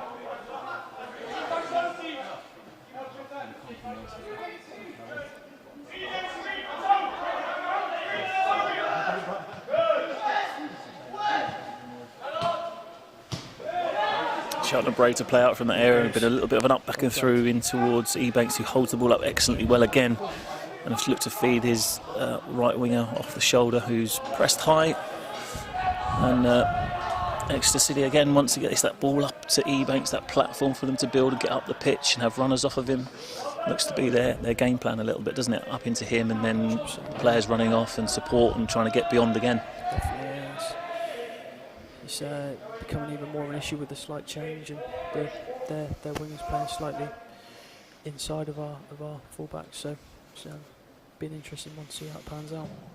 But you can tell he's been playing men's football. He's been really impressive so far, Macca. Really confident under kind of physical pressure and physical contact from our centre backs, isn't he? Yes, There's Nelson again trying to exploit that space in the wide area of a slightly better surface where there's less water, and looking to get down the outside, beat his man 1v1 and try and supply Sonny Cox, Frank Lovett and Jack Veal in the box as they're trying to kind of get into those attacking areas as well. So encouraging signs from Nelson. Let's try and feed him a little bit more, a little bit higher up, and give him more opportunity to put balls in the box. Excuse me. Nearly an hour in. Be interesting to see if any managers will look to, either two will look to make any changes. A few of the substitutes are warming up from Exeter, just coming back in, but something on their minds. The longer it stays 1-1, the potential of more time. So be interested to see if any changes are made soon. So you know who we've got on the bench. You know them pretty well. You've worked with them kind of once or twice a week with Chad and the 18s out on the 3G. If it was you, what kind of changes, if any, would you be looking to make from now till the end of the game to try and grab this winning goal and potentially avoid any kind of extra time like in the last round? Yeah, I think Joe Ragg would certainly be an option off one of the wings to come on and have a real impact. Obviously got the winner in the last round at Plymouth, which was really nice for him. He's had a torrid probably 18 months riddled with a few injuries and stuff, and was really pleased for him the way he got that winner. But yeah, I think he's got the quality to come on and produce either a crossing moment or an opportunity at the back post to score. Charlie Hanson as well, front player who, similar to Ebanks for the opposition, where he'll be able to come on and secure the ball high at the pitch to bring others into play. So there are some options there on the bench for Exeter, and we'll see Eli Collins as well, who's getting warm. He might play in a similar position to his brother Archie in the first team if he was to come on. So there's a lot of variety on the bench, isn't there? A lot of options, a lot of kind of variation in styles and variation in options for Chad if he does want to tweak things slightly, isn't it? 100%, yeah. You know, if we do manage to get a goal and go in the lead, you've got a couple of defenders on the bench as well in terms of Toby Neville to come on, who would more than capable to do a job and try and shore things up at the back. Oh, as here we go. The young lad Harrison King, obviously with your age group, Macca, it's really good to see some of the under-16s on the bench. So more than capable to be thrown in if required. Good ball. Tell you what, it's a great ball in. It's interesting how it's almost as if as soon as Exeter win that ball, they're really looking to exploit the counter-attack in those wide areas and get Cheltenham on the back foot and looking to deliver forwards. And you've got Sonny Cox making those runs into the box as he showed there. And is it decision-making for Sonny now to recognise if he's got that little bit of time and space to potentially bring it down, or whether he's looking to hit the target firmly with his first contact?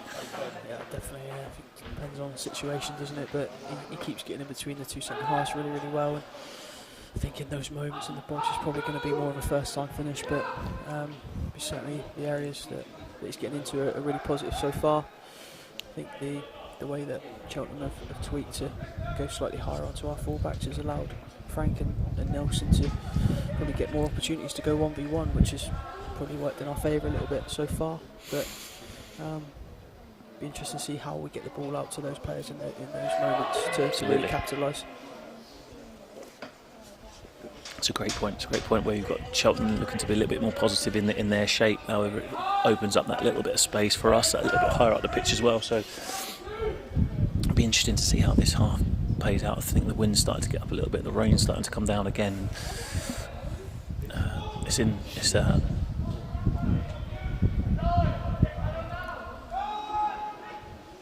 nice little bit of skill from the number 79 there, and gets a shot off and hits the target. Well, comfortably saved by Jack Arthur. That should give him a little bit of confidence, shouldn't it, from that, being well behind that particular shot and gathering it. Not easy, those ones. You see a surface like this, it's going to zip through, but you'd expect him to save it, but he kept it in his gloves really nicely. So obviously Ebanks was alive and ready to pounce should he have parried it. It's a long delivery forwards from Jack Arthur, slightly misjudged from the Cheltenham back line, and Sonny Cox sniffing around at any mistakes, but it's cleared away for a Exeter City throw on the left-hand side. Then we take on Max Clark midway through the Cheltenham Town half. Played in towards Jack Veal around the corner, looking for Nelson, but slightly mishit, and that goes out for a throw into Cheltenham. So obviously both sides have had a little bit of a chat at half-time, and they're trying to implement what their coaches have given them, and it's a little bit scrappy again. It's probably going to be down to the next side that starts to settle within their shape and their tactics, and starts to play with that little bit of composure, a little bit of thought, and that risk and reward decision making in those attacking areas, isn't it, as well?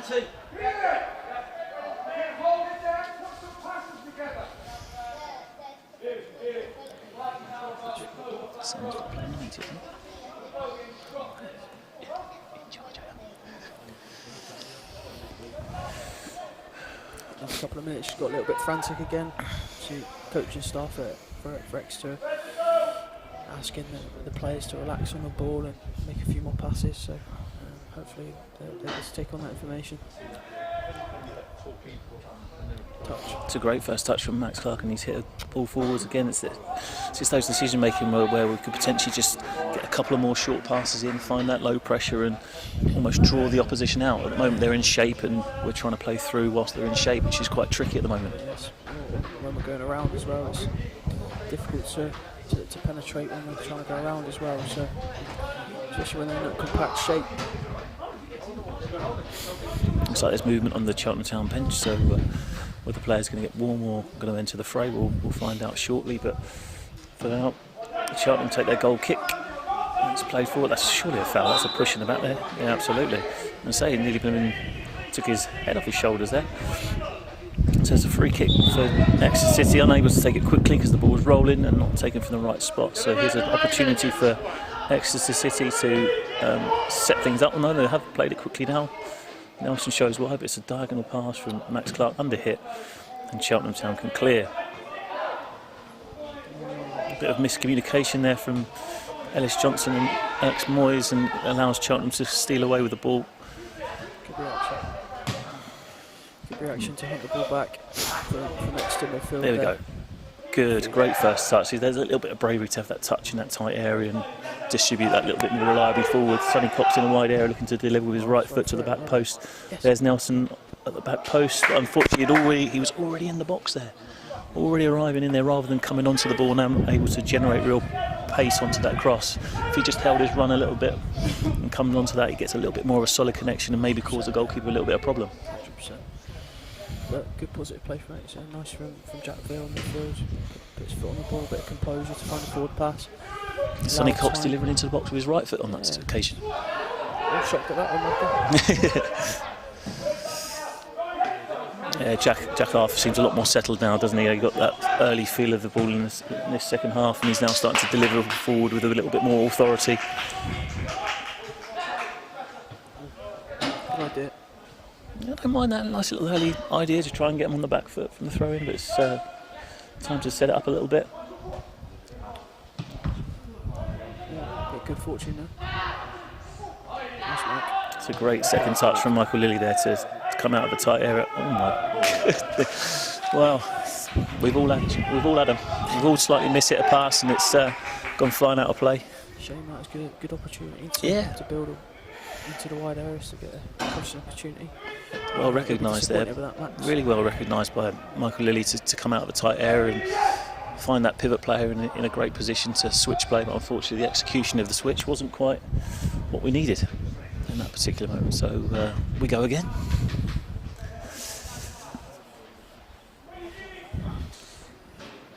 About 25 minutes left on the clock, back up. Certainly gave him a few chances, second half a few chances, wasn't it? Here comes Ebanks play. Oh, that's I'm going to tell you what, that could easily have been given. That could have easily been given. He got the wrong side of him. He got the wrong. Was it Zeph Collins? Was it? Got the wrong side of Ebanks, and he got his body in between the man and the ball. Looked like there's a slight little bit of contact. There's good honesty from Ebanks there. He didn't go to ground, and the referee's given a corner kick. But it just goes to show that physical threat again of being able to roll his opponent and beat him for pace as well, and positive play again causing us problems. Yeah, positive play again from the Cheltenham forward. I think we got away at one there. I think could have quite easily been given. Now he's set up for a set piece. Nice.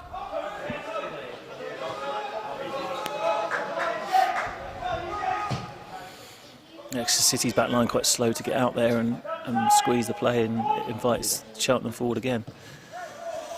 Cleared away by Max, but unfortunately it goes out for a throw in again. Extra ball. I think Frank quite could believe that one either. No. So Cheltenham's just causing Exeter City one or two problems in the last couple of minutes, and probably giving them a little bit of encouragement and belief that they can go on and get the next goal. Yeah, absolutely. It's been a really even second half overall, but I think, like you say, Cheltenham have had probably the brighter opportunities to cause goal-scoring threats. So, Brad, we were talking earlier about potential changes and tactical changes and personnel changes. You mentioned Joe Ragg and the options that he brings to a side, and his history over the last 18 months of injury, and he's only coming back from fitness now. Is the fact that it's 1-1 at the moment, bearing in mind it could go to extra time, is that a potential factor if you kind of bring him on now to get that winning goal and it doesn't go that far? Is he able to take that extra half an hour on board? Is it something? So would it be a later addition for you? Yeah, I think it would probably be, if we are to see Joe, it would be slightly later on, and I hope for everyone watching at home they're able to get another glimpse of him, because it certainly provides a really good threat in possession, and works some really good opportunities. And I think those watching at home would be someone similar to his game would be Joel Randall, currently in the first team. Looks to go past players with good purpose, so be good to see him at some point. But I think you're right. I think it'd be a late addition if we are to see him. Absolutely. So we continue as we are. No changes from either side at the moment. Exeter City working in a very tight area from the throw-in, but they manage to pull the ball back to Alfie Pond, who gets caught in possession, and this is an opportunity for Cheltenham Town to break 2v1, but Pondy's, oh my goodness, that was a yellow card if ever I've seen one. I mean, I think he's taken one for the team there. He's recognised that was a potential dangerous attack, and he's just pulled the guy back, and 100% that is a yellow card. He's taken one for the team. It was his own mistake not having a picture before he received the ball, Brad. Yeah, he's probably frustrated on that as well. He's not done himself any favours there.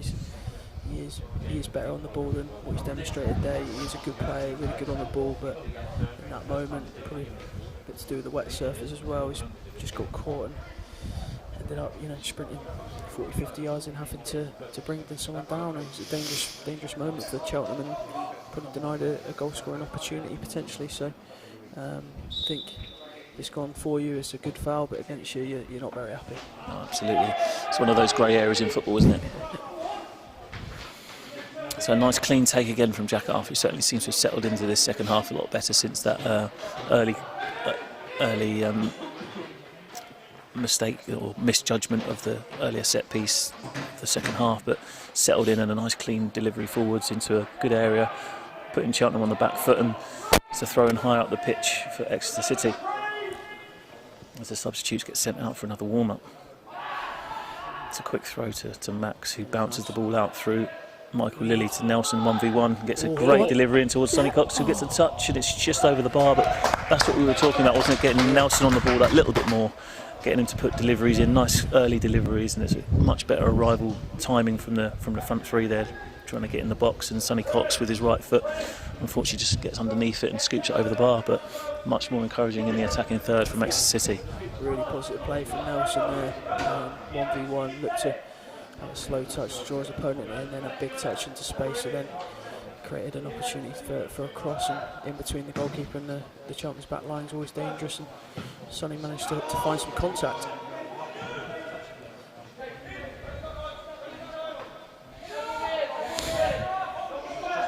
So here we go again. We're into the last 20 minutes of this second round tie. As Cheltenham Town looks to deliver forwards in towards Ebanks. That's a better position from the midfield player, just that little bit in front of Ebanks, so he can't bring the ball down and be that platform to build off. Michael Lilly again breaking that play, and when he wins it, it's only got the option of Sonny Cox, but to find him was very tricky, because it would have had to be an absolutely perfect eye of a needle kind of pass there to find him. But encouraging that midfield have made that adjustment just to kind of protect the front of Ebanks there and win the ball that little bit higher up the pitch. 100%. Yeah, there we are again. Veely just stood in front of Ebanks as the ball comes towards him. Sonny. Handball. That's a handball. Wow. That's a great spot from Michael Lilly. He's put Nelson through on goal, and he's put it wide. It's a great save from the goalkeeper, in fact. But really good vision there from Michael Lilly. Yeah, great pass, great spot. Solid first touch, bravery to hit the pass. He's hit the space, Nelson onto it, and the goalkeeper comes out to smother a good opportunity for Exeter City. It's a corner now. Definitely. It's really positive again. Nelson's first touch could have been a little bit better to set himself to get a cleaner strike, but positive play is a bit of a weird situation with the handball, and they kind of froze, but corner now. It's a high one to the back post, and there's Ebanks showing his defensive qualities as well, winning headers in his own box, and Michael Lilly running the ball out for a throw into Exeter City, looking to take it himself. Nice and early. Here's Alfie Pond, back to Ellis Johnson, then Alex Moyes in that central area on the halfway line. Turns away from Ebanks Blake, but then his pass is blocked and it drops for Ebanks Blake. But his first touch is slightly too heavy, and Ellis Johnson's managed to tidy up that little bit of a threat on the counter-attack. Looks as though Exeter might be the first ones to make a move from the subs bench marker. Joe Ragg's just been given the instructions from set pieces from academy manager Aaron Pugh, and he looks like he'll be introduced at some point in the next few minutes, just getting through his final bits of his routine after the warm-up.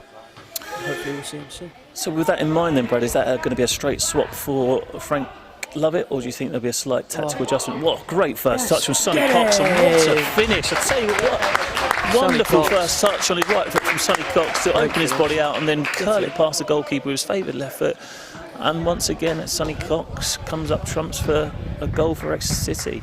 Really shows his quality there and his class in the first touch, and composure to finish from the edge of the box there. 100%, great finish, great goal. Just guided it into the bottom corner. Lovely finish. And the Grecians take a lead up the city. Absolutely, it's really encouraging to see such a young player playing in a relatively kind of big stage right now, but still having the calmness, the composure to do what he does best. 100%. I think we mentioned it earlier, and when he had that early chance and opportunity, he went for a goal and kind of snatched at the opportunity. But there, he's kind of grown into the game and managed to show a bit more composure, and that's what he can do when he's a bit more relaxed. And just moving on, since the goal, the coaching team have shouted for a defender to go and get warm, so it might be again another change to potentially see out the game. I think Alfie Pond's not moving too greatly at the moment. Looks like he might be struggling. So it'll be interesting to see what happens now. So Cheltenham Town took the lead early doors in this game. It's now 75 minutes gone. Exeter City have turned the tables, now leading 2-1. What have Cheltenham Town got on their bench? What they got in reserve on the pitch to try and turn this game back in their favour? Sonny Cox backing in nicely.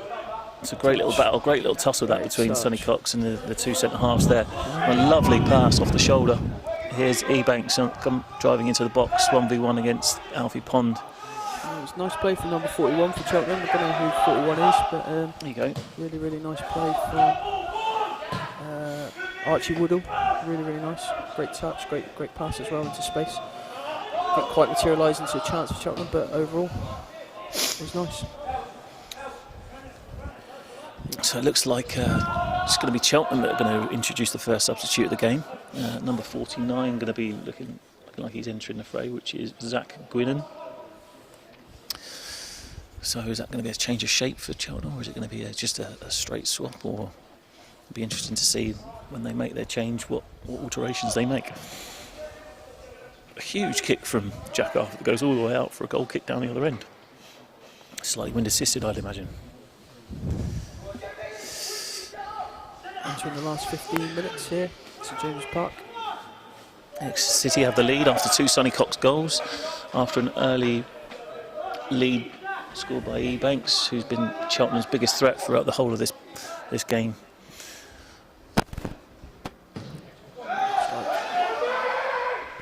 Good early shout from Alfie Pond, and he gets a clean header. Sonny's off the shoulder and into that corner of the box, looking to deliver into the box with his left foot. So that's the second time he's put the ball into that area, and looking for Nelson to arrive at. Yeah, hasn't quite found him, unfortunately, but it's a great area from Sonny, and really positive play again from scenario when the striker's getting wide there, Brad. Who are we looking to fill that void in the box if he's drifting into that wide area? I think in that situation where it's kind of a bit of a counter-attacking moment in transition, Sonny working that channel, it was probably not an opportunity for a midfielder to work the inside channel, which Frank did, and maybe it needed maybe an extra touch from Sonny to wait and maybe build an attack, or a different type of delivery to be able to get Nelson hopefully in at the back post. So as you said, it's Joe Ragg who comes on for Exeter City. He replaces Frank Lovett for a straight swap, like for like, right hand side. And Cheltenham made their change as well. So Dennis Barrett comes off, replaced by number 49, Zach Gwinnen. Zach Gwinnen's gone straight up into that number 10 position. Looks to be a strong physical character. Trying to get second balls in and around Alex Moyes and trying to win those turnovers for Cheltenham Town, and also get up and support Ebanks. So Cheltenham Town have made a slight adjustment in their shape and their attack to try and get back in this game.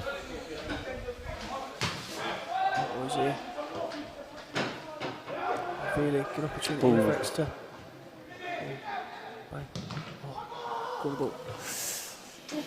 So Jack Veal lays the ball in there to Nelson. It was almost one of those ones where he's inviting him to strike it with the right foot, do you think? It was kind of like a short one for him to come on and punch with his right foot. He's allowed it to come across his body and strike it left-footed. It's difficult when it comes across your body, but apologies for laughing there, but Alex Moyes was appealing for handball, and he seems to be the only one who was shouting for it on the pitch. He must have seen something that no one else has. Jack Veal with a deep delivery to the back post again, and Joe Ragg can't keep that one in. Slightly overhit from Jack Veal, but that'll just be a goal kick, and with Exeter City leading 2-1, the onus is very much with Cheltenham to try and push forward and force an equaliser one way or another, and is that going to open up a few spaces potentially for Exeter City on the counter-attack? Or Yeah, it certainly has done since the goal a little bit, hasn't it? Sonny's managed to get in behind and midfield breaking the line of their midfield and sliding in Nelson, so hopefully get a few more opportunities like that. Too straight. it's a couple of times now where the ball's just broken to Nelson. He's tried to force the ball straight down the middle rather than a slight little bit of angle and onto it. It's gone back through to the goalkeeper. 10 minutes left. Great positioning from Ellis, but just couldn't quite get the contact he wanted. Ball drops from Michael Lilly, whose decision to try and get Nelson on the ball. It's a bad one, needed a bit more distance on it. Well played, Zeph. Good defending from Zeph Collins. Important challenge on the edge of the box. Still getting Cheltenham's encouraging to get a high press on, get higher at the pitch. Really, really good from Exeter City. They're getting the back line up really high. I tell you what, Alfie is walking a bit of a tightrope though, isn't he? Just a couple of times where he's just been slightly late on his challenge, and he's very close to giving the referee a decision to make. I'm not sure if Chad's thinking about potentially making a change or taking him out of that risk. Not sure if Toby Neville's getting warmed up or not. Can't really see too well. He's out there having a stretch, but it'd be something that I'd be thinking about if I was down there. Good energy from Jack Veal there, forcing a rushed forward pass, but it's been played into a good area. I tell you what, I think that was another interesting decision from the referee. He's given the throw in the other way. It was either a foul, it was either a Cheltenham Town free kick or an Exeter City throw, but he's picked a throw into Cheltenham Town. Second half where he's chosen the strangest option out of all three. Absolutely, absolutely. But he's the guy in charge, and we've got to respect that decision. First contact from Ellis Johnson, second from Joe Ragg, and now it's been secured very well by Cheltenham. An extravagant back heel that goes out for a goal kick to Exeter. So it's going to be scrappy now in the last kind of 5 minutes. And is that going to suit us, or is it going to suit Cheltenham, do you feel? It's a good question. I think it's probably suits us in terms of the time.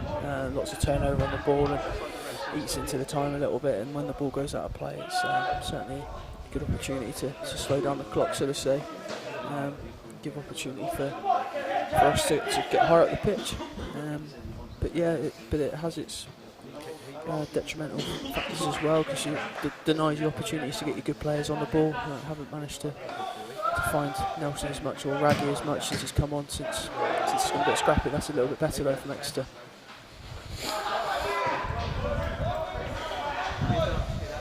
Joe Ragg with his shin pads down like Jack Grealish seems to be the current trend, isn't it, Rebecca? Absolutely. I could never have got away wearing my socks like that. Definitely not. But just point out that we've spoken about the couple of times when Nelson had played those forward passes quite straight and it going through to the goalkeeper. Now the last couple of balls that Jack Veal's played that's slightly on the angle have given Cheltenham Town something to defend, and it's got us up the pitch as well by having throw-ins and potential possession in those areas. So if we are going to play balls forward early, it does need to be on the angle.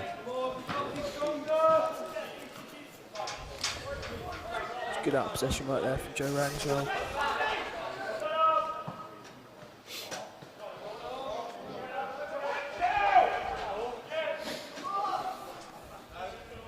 Exeter would be delighted to have some possession in this area of the field and just try and take the sting out of the game a little bit. Try and zap a little bit of energy of Cheltenham Town as the clock winds down with only 7 minutes left on the clock of normal time anyway. Some good high pressure. Goal kick. Good idea from Sonny. Good idea. Nice little feet in the penalty box there. But like you say, good opportunity for Exeter to get some possession in that final third. As we enter the last 7 minutes. So a goal kick again to Cheltenham Town, where everyone squeezes up onto the halfway line as the goalkeeper delivers forward with his left foot. It's a clean strike. He's hit the substitute, number 49, who's joined Ebanks as a little bit of a physical target for the away side.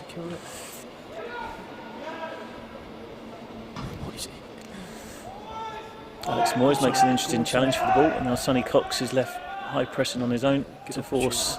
Good opportunity to press, force a mistake. good work rate from Sonny. Showing good energy in the second half. Certainly has, yeah, certainly has.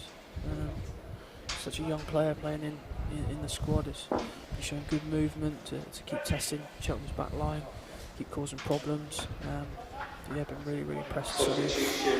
He looks like he's just stretching off the calf there a little bit.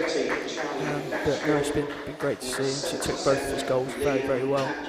He's been outstanding with his work rate. The thing I've been most impressed with is he's played with real variety in his game. Yeah. He's not deterred.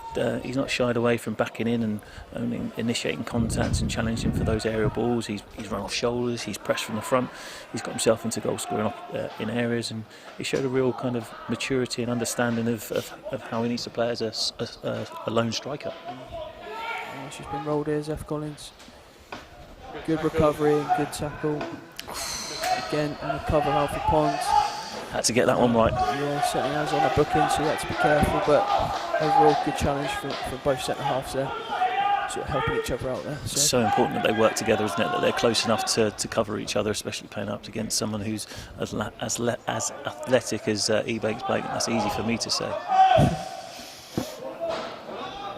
So Cheltenham Town trying to force the issue a little bit here. They've won a corner on this near side. Left hand side, going to be delivered by number 30. What was that? Number 31, is that? No, 32. Will Ramsey delivered into the near post. Oh, Jack Arthur's it's punched away, it's gone in. And the second ball drops to that man Ebanks again, who's hit the target. And it just goes to show that Cheltenham's threat from set pieces has certainly caused us one or two problems throughout this game, and this time a clearance didn't quite come, and it dropped to Ebanks 12 yards out, and he managed to find the net through 3 or 4 bodies that were gathering on the line. I think Exeter be again really disappointed with that goal, and Jack Arthur will be disappointed with that. It's been a routine take, that one, and hasn't quite got it right, unfortunately. And so fell to Ebanks, and he's managed to put it away. It's good finish in the end through some bodies, but Exeter need to find some real dig deep and get some character here and see what kind of reaction they can have. It's probably a blessing in disguise, this little break in play, so they can. Yeah, it's a timely break, isn't it? Yeah. They've just scored an equaliser, and the goalkeeper goes down with a slight injury, and that gives the opportunity for the coaches to have a little bit of an input, both home and away, and both sides will be looking to go on and get this winning goal with 3 minutes plus injury time, and the potential of another 15 minutes, well, 2 lots of 15 minutes in extra time. So, as you said, it's all to play for again. You'll have to listen to us for another 30 minutes, Macca. It's a small price to pay. I've got to say, I thoroughly enjoyed kind of watching this game and being able to chat a little bit of football with you over this. I suppose it's a live stream, which has been fantastically put on by the guys here at the club, and hopefully everyone at home's enjoyed it. I certainly have, apart from getting a little bit cold now. A little bit cold as the wind's starting to whistle around us. So as we approach the closing minutes of normal time, it's Cheltenham Town to deliver a free kick from deep inside their own half, forward down that central area again, where they've got the 2 target players, and the Exeter City recycle it, deliver a ball forward through Ellis, who's got Sonny Cox running off shoulders again. The goalkeeper looks to come and clear. Doesn't seem to be moving too freely, the goalkeeper, does he? No. A little bit stiff on his left foot there. It's a good opportunity now for Joe Ragg to get on the ball. It's nice feet, well played. Really good balance, like it. Unlucky. Found its way in. Bravery to come back on his left foot and deliver, and it was It's weaker side. nice, clean, tidy feet there from Joe Ragg. Hopefully a sign of things to come when spaces open up, that we can get him on the ball and see what we can do in those tight areas. So in the last minute of normal time, depending on how much time the referee allows for injuries and stoppages. Otherwise we could be going to an extra 30 minutes of extra time. Joe Ragg wins the first contact but flicks it on. but cleared away up towards Sonny Cox by Alfie Pond. That's the one where he's really got to get hold of those kind of balls that come into him, where he's stretching a little bit, try and gather them in. She's tried a little flip round the corner to Joe Ragg. It's a good idea, but just didn't quite execute it. Oh, great movement. What a run from Nelson. Can he get the ball into an area? Oh, that's a great opportunity. I think his touch went a little bit too far in front of him.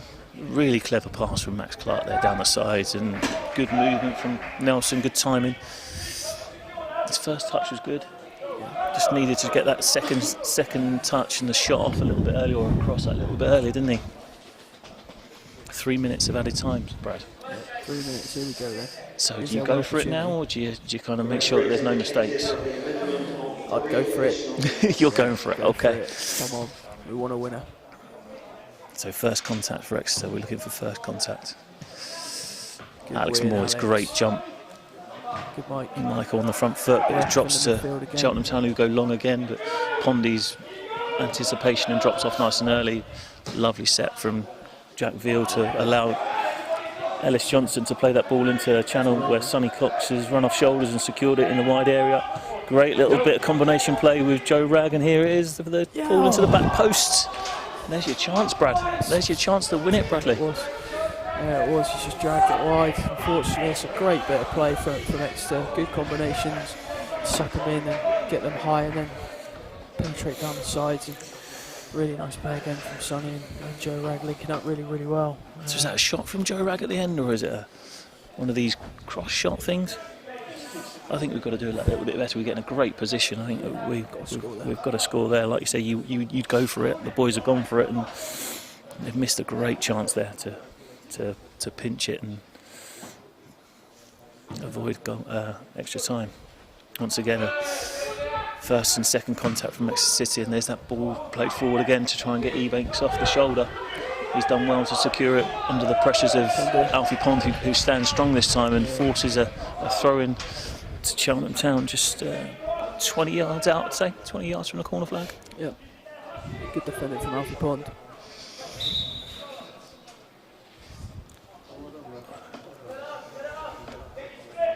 Two again. Repeat from last week. Yeah.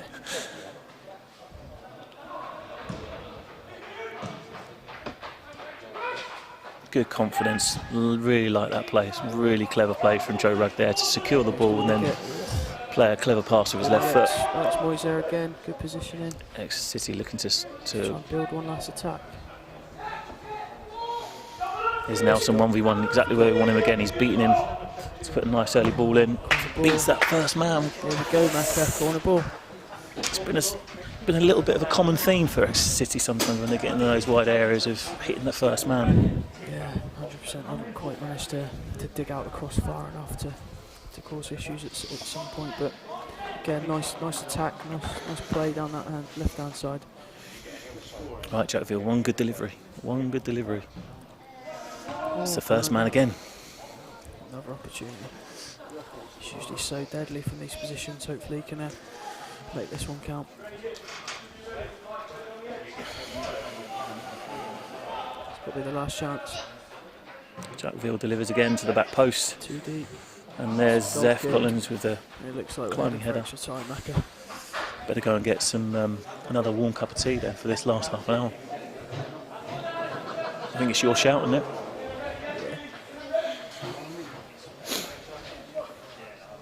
Referee's had 3 glances at his watch since the ball went out. Another loose goal kick from the goalkeeper. Obviously feeling it in that groin.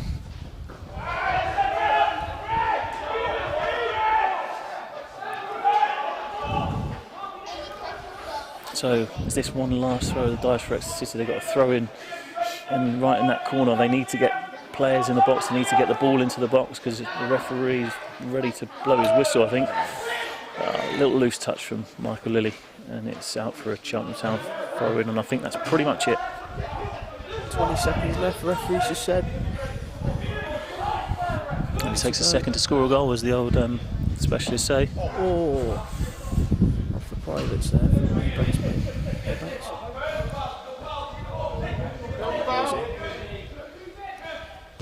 It's really patient defending there from Alex Moyes, and there is the full-time whistle. It's 2-2 again. 2 weeks in a row we go to extra time.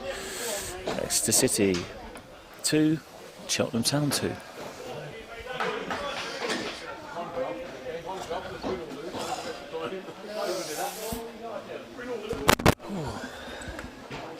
So there's going to be a short break, Brad. Short break just before the boys go again for the extra time. The boys are just getting their drinks on board, staying hydrated for the last push. Coaches and staff are having a little bit of a chat as well, probably contemplating any potential tweaks to the lineup, any potential changes and any potential feedback to the boys about how they might just be able to get this result over the line and that decisive goal in the next half an hour. It's been a fascinating game, how it's gone from this swung from end to end at times, and there's been some real quality, and the pitch has played its part as well in terms of the weather, and the amount of water on the pitch has made it really difficult at times to fire our passes in, have any kind of combinations and really have a consistent performance. But the boys have dug deep, they've got themselves in front and unfortunately conceded from that late corner. But they didn't manage to quite clear that first ball and the seconds, and they find themselves now 90 minutes down, just entering into extra time at 2-2.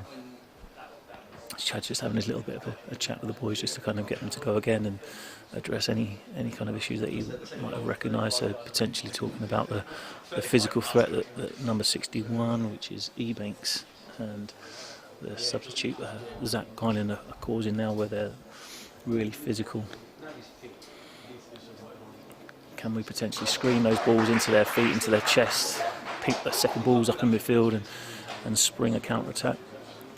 Getting Nelson on the ball again in those attacking areas, and get Joe Ragg on the ball in those wide areas as well. Very interesting how the other two sides are going to attack these next two periods. Both sides are back on the pitch, ready to go. Referees are joining us for the extra time. And here we go. No changes in that particular break, as we were for the 90 minutes. Cheltenham to kick off, extra time, attacking left to right, and Exeter City defending the big bank for this first period of extra time. All hit early on the diag from left to right, and Alex Moyes hooks clear. And the midfield player from Cheltenham Town with a solid header, and it's once again an early strike from Cheltenham. They're certainly starting on the front foot as they did in the first minutes of the game. Goal kick to Exeter City. As we settle into the first 15 minutes of extra time. Welcome back, Brad. How was the comfort break? Thanks, all good to go. So no changes have been made, Brad. We're as we were, and Cheltenham Town certainly on the front foot in these early stages of extra time. Good line from the back four. Just caught Ebanks offside there. Certainly looks like Cheltenham Town have reverted to the 4-4-2 again with almost two target men up top. So we've got Guinan who's gone up in that second striker position alongside Ebanks, and a flat midfield four, which would tell me that Exeter City have got the space in those fullback areas potentially. Ball. It's a great early ball in by Nelson. It's off the crossbar from Joe Ragg, as he doesn't quite get the cleanest of connections. Great opportunity. But Nelson recognising again, playing this end of the pitch where it's that little bit heavier in the wide area, just to touch and deliver. Joe Ragg, the opposite winger, getting it at the back post, arriving nicely, just didn't quite get the contact he'd hoped for. Yeah, it's another good opportunity. Good cross from Nelson. Really good care on it. Say Joe Ragg didn't quite execute it as cleanly as he would have liked, but did loop in and almost went into the goal and just off the crossbar. So that'll give Exeter good confidence leading into this first period of extra time. to utilise those wide areas again for Nelson. So we're 2 minutes in to extra time. Both teams have had chances. Both teams are really going for it doors here. Yeah, just seems to be the theme of the game where both. I'm shivering. I can't help it. I'll do my best. Oh, good save. Save from Jack Arthur. Another good opportunity. He's kind of just pulling onto our left side of centre half a little bit more in this first period. Onto his left a little bit more. But yeah, good opportunity again for Cheltenham. Again in another slight tweak to their shape. Absolutely. So another chance for Cheltenham. Seems to be a little bit of a pattern developing in this game that almost every possession ends up in an attack or an opportunity for the team in possession. So Exeter will be looking to regain their shape a little bit quicker when they lose the ball and delay those counter attacks and try and stop those opportunities being created by the opposition. Here's Joe Ragg breaking away for Exeter City on the right hand side.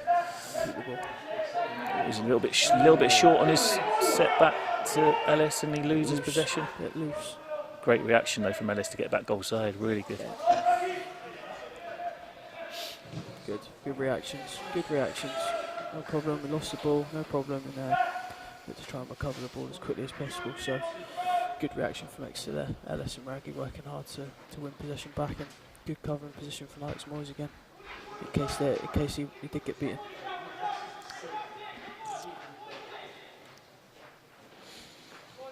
So from this throw, we've got 2v2 inside the box for the cross, which was a little bit disconcerting for me. Interesting setup, but thankfully the ball wasn't delivered into those areas, and Exeter can rebuild now through Jack Arthur. It's not been the night or the conditions really to play out from the back progressively. So we've had to try and hit the longer pass and pick up the second balls a little bit higher up the pitch and look to tidy and build from the middle third. Definitely. I think when there has been times to play, the two centre halves that we have got really good quality on the ball, and shows you in the setup from Cheltenham there that they're trying to really prevent our centre halves having it, and it shows that what a threat they can have with their forward deliveries if they are given time and space.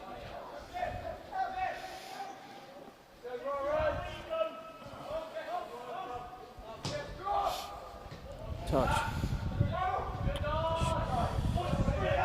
It's a heavy pitch again there, Macca, isn't it? The ball kind of getting caught up a little bit in certain areas of the pitch. Weight of pass is so important still at this stage with the rain holding off. Yeah, it's really disappointing because it was a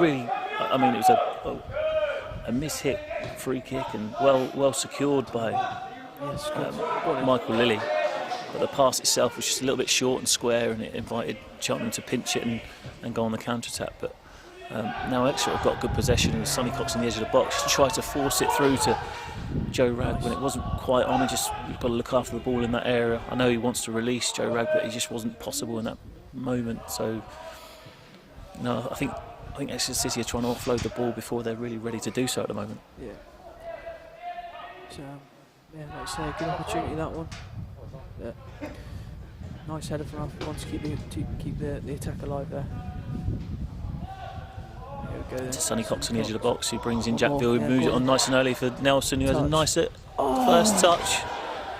It can't be a foul, but unfortunately the first touch was fantastic. Really opened up the goal, but he's missed the target. Huge chance for Exeter City. They moved it really quickly across the box and got Nelson in on goal, but he's missed the target. Yeah, it was a nice play from Sonny and Jack Veal. Really good quality around the box and created that very, very good opportunity to score, and unfortunately Nelson's just poked it wide. But much better first touch, as we saw earlier in the game where he had a similar opportunity. His first touch kind of took him outside the line of the post, and this one allowed him to get a cleaner strike and nearly ended up in a goal. It's come again from us winning those second balls in midfield again, isn't it? Yeah, 100%. Been really good at that, our midfield, and caused Cheltenham issues in that respect. goes to show the importance of having that robustness in that midfield area, that kind of desire to win the first contact and get those second balls to give us a springboard to go and attack from. Definitely, Chad and the rest of the staff that work with the 18s are delighted with how they've been. I think in terms of demonstrating those core values that we have at the club in terms of our work rate and reactions and competitiveness. So it's been really good to see. Can you just hold that a second?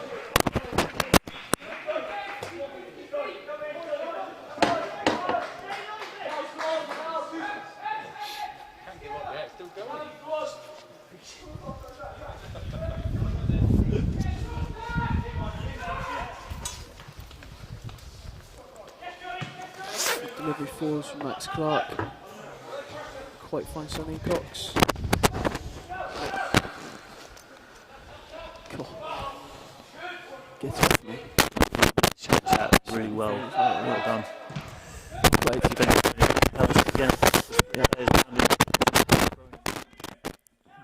Alex Moyes certainly felt that one.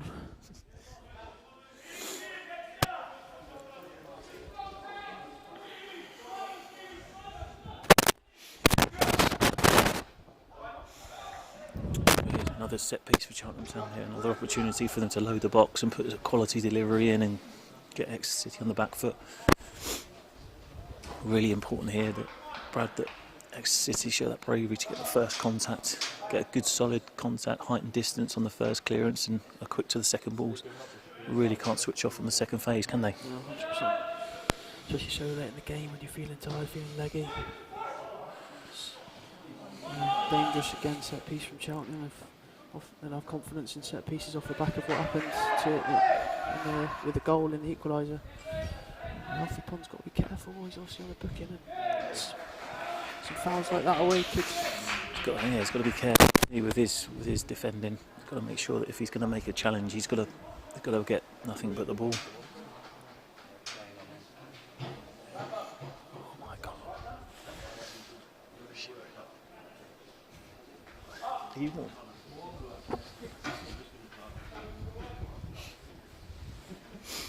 Slight little stoppage just while they're waiting for the Cheltenham player to get back up on his feet. But it's another opportunity for Cheltenham to deliver from corner into that 6-yard box and put Exeter City on the back foot a little bit. Here comes the corner, delivered into that central area. Oh, great delivery. First header I think was away from Ellis Johnson, gets good distance on it. Jack Veal out to the ball, forces a shot from distance, however it just goes wide of the post. And Exeter City get the opportunity to build from the back again. 10 minutes gone at this first period of extra time. 5 minutes remain. This has been a little bit kind of, I'd say, 50-50 in terms of opportunities. But Exeter had that real clear-cut chance. Cheltenham had a little bit more of Exeter on the back foot. Jack Arthur puts his goal kick straight out of play and invites Cheltenham Town forward again.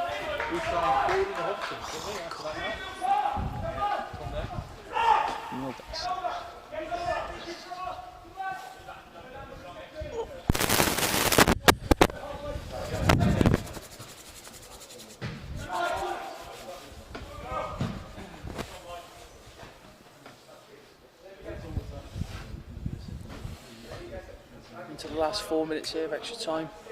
Like I said, been a couple of really good opportunities here in this first period of extra time.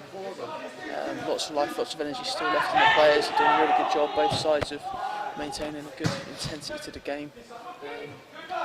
Be interesting to see how that does continue to pan out across the 30-minute period.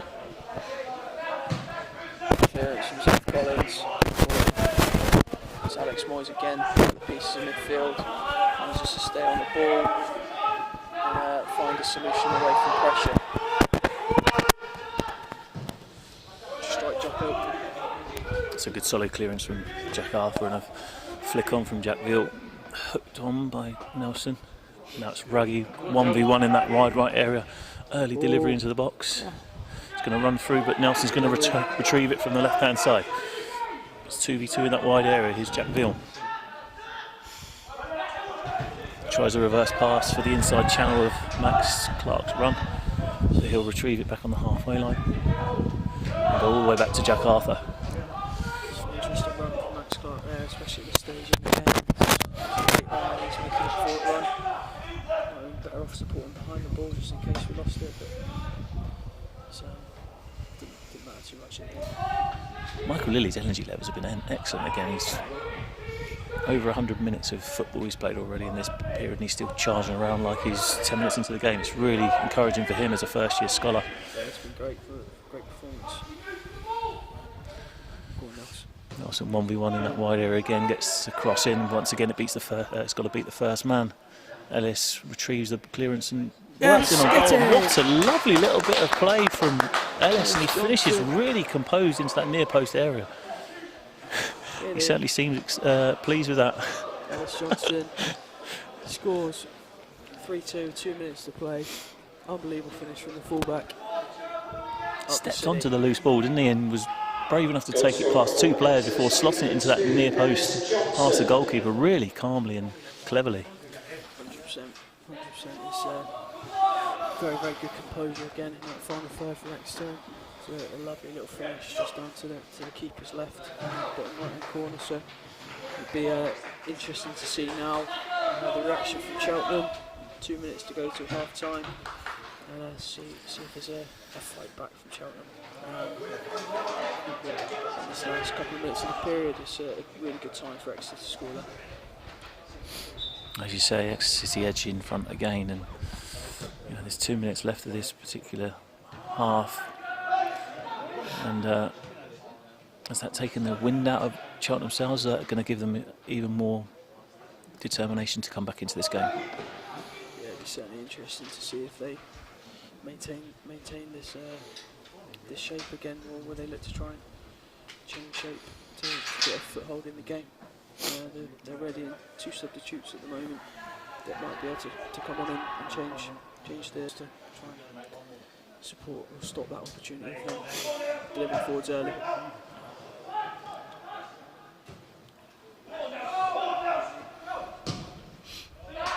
There's that long ball delivered forward again, but because it was rushed through Nelson's high press, it's not an easy ball forward, it's a loose one, and we managed to pick it up. Here's Jack Arthur on the ball just inside his box with the ball in hand, looking to 1 minute at a time. Sidewinder this forward.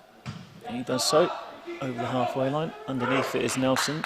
The ball runs through for Sonny Cox. He's got a man up his back, but he manages to use his body to protect it and dribble it into the corner area. And unfortunately, the referee gives a free kick. I'm not sure what he's seen there. Bear in mind we're on radio. Yes, we've just managed to get Julian Tagg to refrain from what he was going to say there, so thank you for that. Chairman sends his apologies. I'm not sure if he agreed with the referee's decision on that one or not. I don't think many people did in the stand.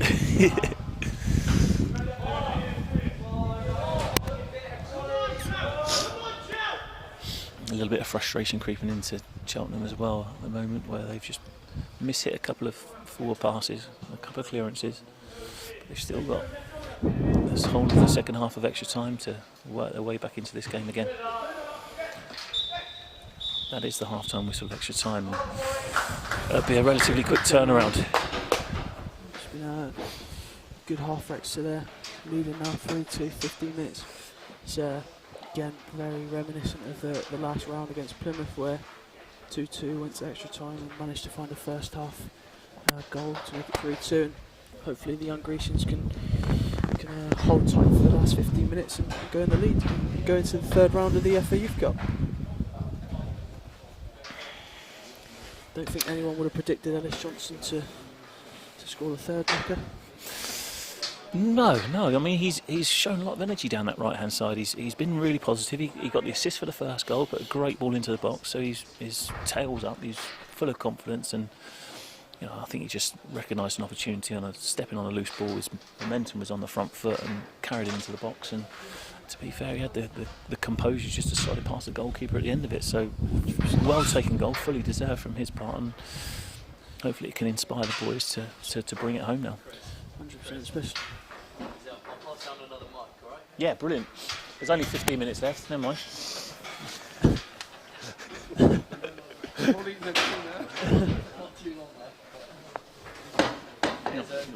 There's a radio mic in the front where the red zip is. Can you hear us still? It was just like crackling loads. Oh, is it? Just because I'm shivering and shaking it.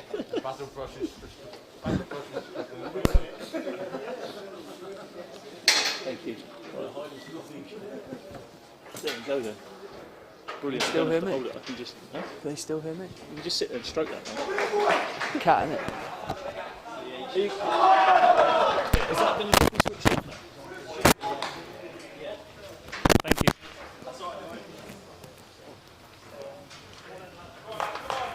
Find out, oh. We're all up and working? Yeah, just leave the other mic just to one side. It's alright, we're just going to hold it to keep it on. Cheltenham made a substitution. 2 substitutions in fact, so they've taken E-Banks off. And who else have they taken off, Brian? Can you see? Replacing 64 on Jake Place, number 8 Rio Spencer.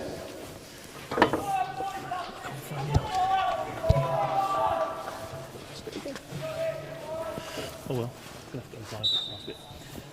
Second half. No changes for Exeter City, but 2 for Cheltenham Town. The ball punched into Sonny Cox. He can't quite get hold of the ball, but he reacts really well to get pressure on it. The ball goes out for a throw-in. Looks like Exeter City are looking to make a change as well in this second half of extra time.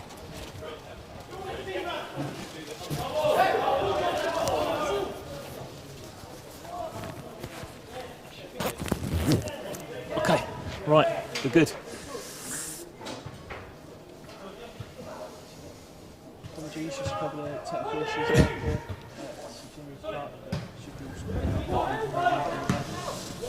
Positive start from Exeter. It's a really clever pass that from Jack Veal into the path of Joe Ragg, who tries to put the ball across to Sonny Cox, who eventually gets onto it, looking for his hat-trick, Sonny Cox, and great counter-attack there from Exeter City. Last year at the round 1, Lewis Wilson got a hat-trick.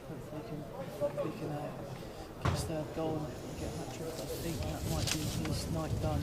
He's denied a hat-trick this evening.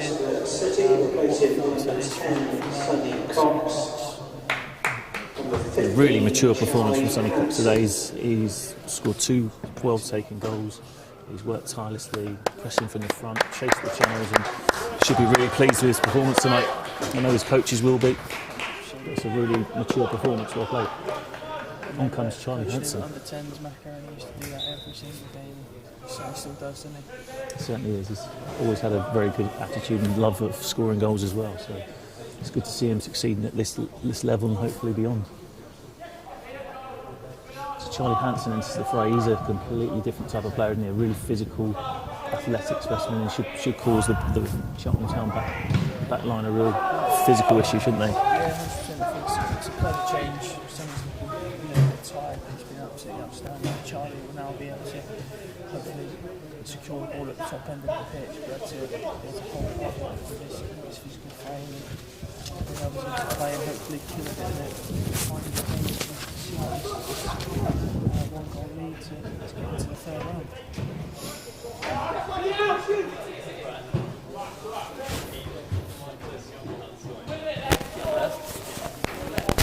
There's some real sound issues for us tonight.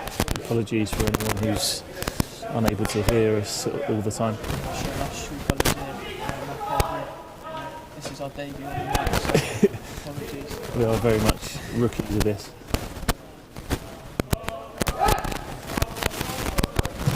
Broadcasters listening, we are available.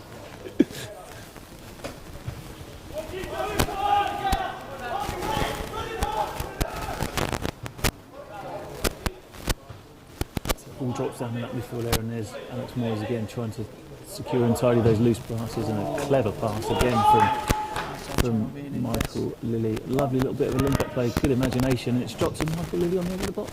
And it's almost turned in, but it's a good solid save and really encouraging play from Exeter City there. It's the first time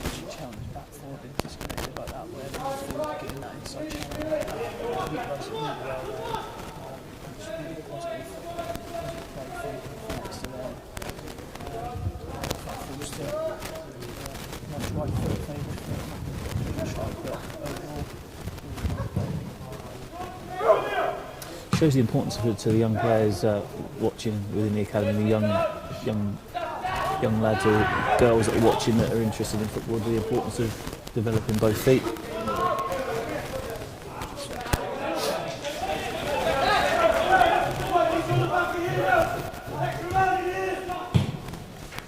Cheltenham to get down the pitch a little bit and try and work their way back into this game. It's an Exeter City throw, they're in no hurry to take it at all. With just over 10 minutes left of this extra time, Exeter leading 1-0, trying to take the sting out of Cheltenham's impetus and forward momentum and maintain as much possession as we can to run this clock down. It's 5 minutes gone already, 10 to play, and we're into the third round of the Youth Cup, which is what the players want, an extra opportunity to prove what they can do.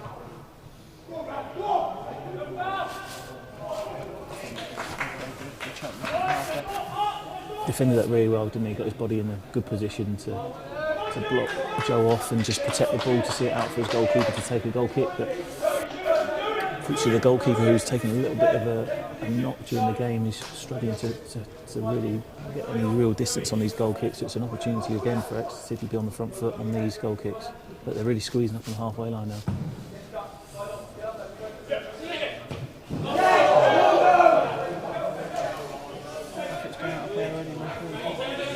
Yeah, I think, is that just a bit of communication where just to see it out? Oh, well worked. Really nice bit of combination play from the midfield there. Alex Moyes and Michael Lilly. And there's Charlie Hansen showing his strength to hold the ball up and bring other players into play. Really clever run, but I think he's gone too early. Yes, offside.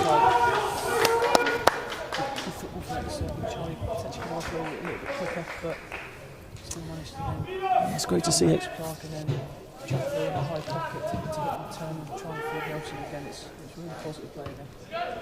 It's really great to see Exeter City running the clock down in the right way by having good possession and being brave to play rather than just kind of dropping it into the corners and staying on the ball. You know, we're keeping possession and being brave and still looking to play through the thirds.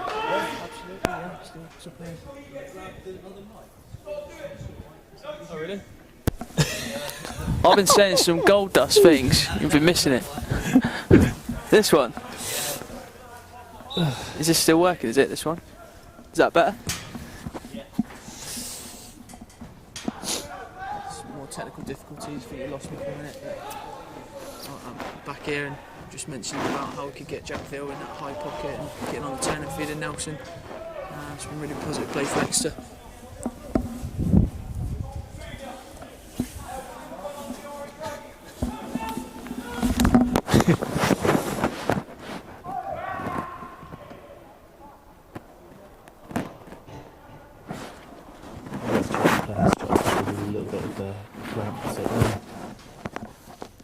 Been out there for a long time. It's been a real war of attrition with soft ground under their feet as well. It's really taking their toll on their bodies, and the two lads are starting to stretch their calves a little bit as the crouch starts to set in. It's really important for the boys to stay patient and stay confident in these closing stages of the game. 100%. It's really important that they stay in the game. Really important that they do stay in the game and try and find a way to try and get an equaliser. For Cheltenham, Exeter have been really good in the second half of seeing out and snuffing out any opportunities.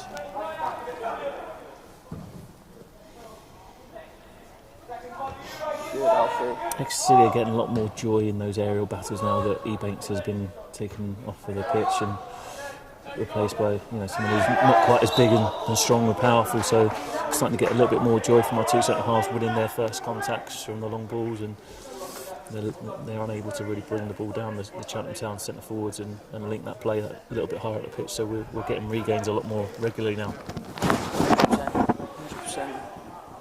Alfie Pond and Zeph are really good in the air, which is credit to how good Ebanks was in the air. So it's been a really good test for both the centre halves, but they're dealing with it much better at the moment. And, yeah, they're doing a really good job of seeing out the game at the moment.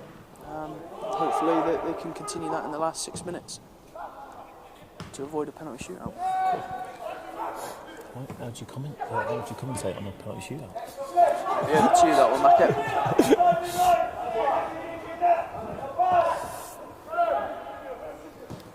Just a final little push here from Cheltenham. Great little interception that from Ellison. He's found Joe Ragg with a clever little reverse pass. 41. That was a really good battle between the two players there.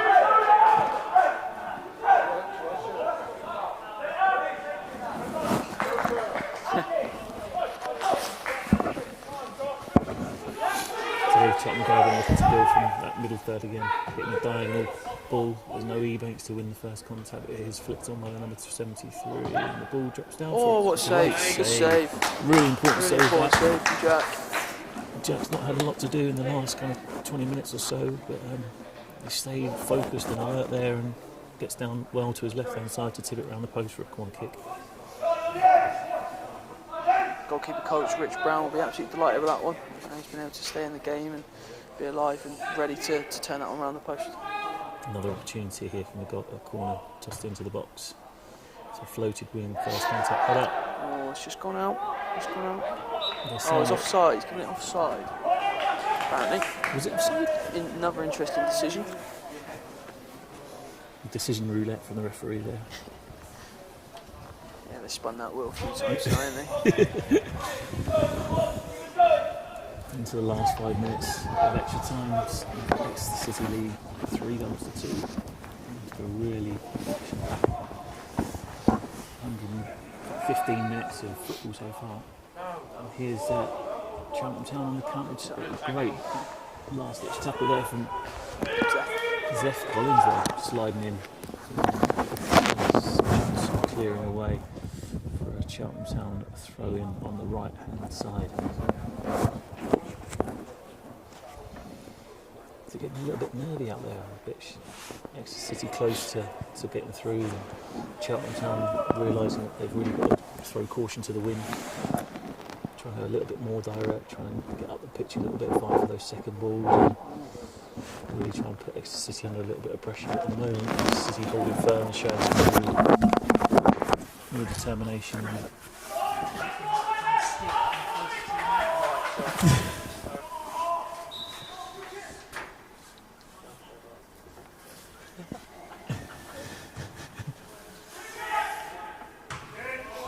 It's a big first contact from the Cheltenham Town defender there, returned with interest by Anthony Pommy into Joe Ragg in a wide right position, who's 1v1. But the defender did well to stand up and win possession, and that's a chance for Cheltenham Town to counter-attack. Alex Moyes with great work ethic to force play backwards a little bit. But Cheltenham Town beat the press. They're now into that attacking third 1v1 with Zeph Collins defending his box. Ball into a great near post, but straight into Jack Arthur's grateful hands. 3 minutes to go.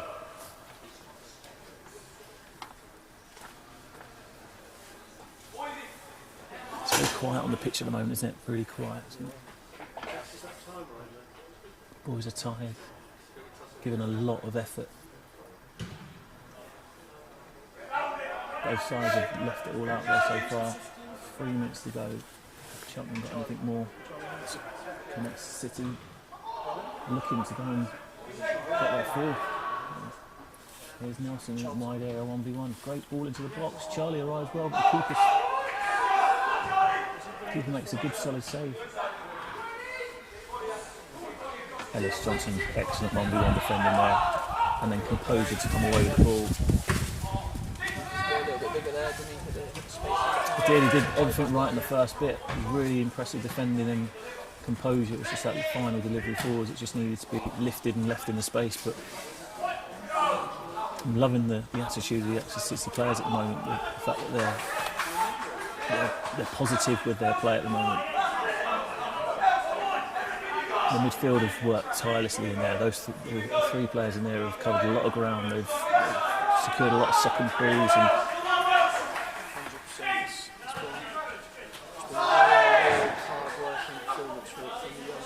here tonight, and Cheltenham certainly given everything as well. It's been two really good sides going at it, and it's been great to see them.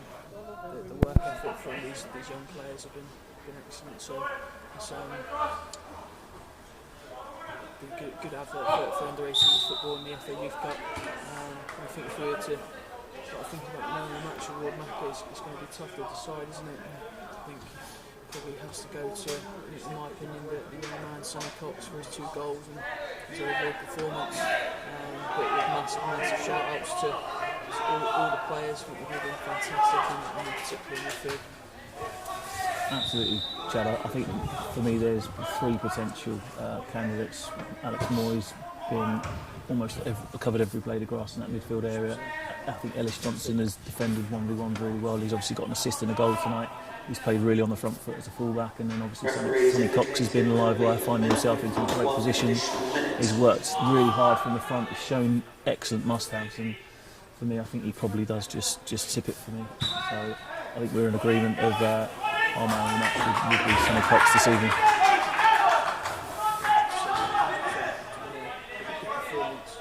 Hopefully they can see out this final minute with added on time. Hopefully make it through to the 3rd round of the FA Cup.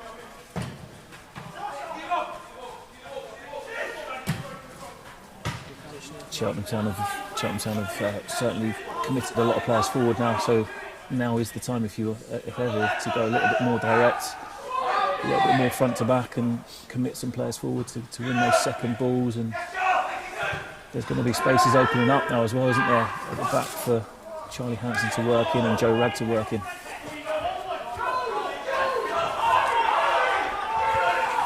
the final minute, anything extra now is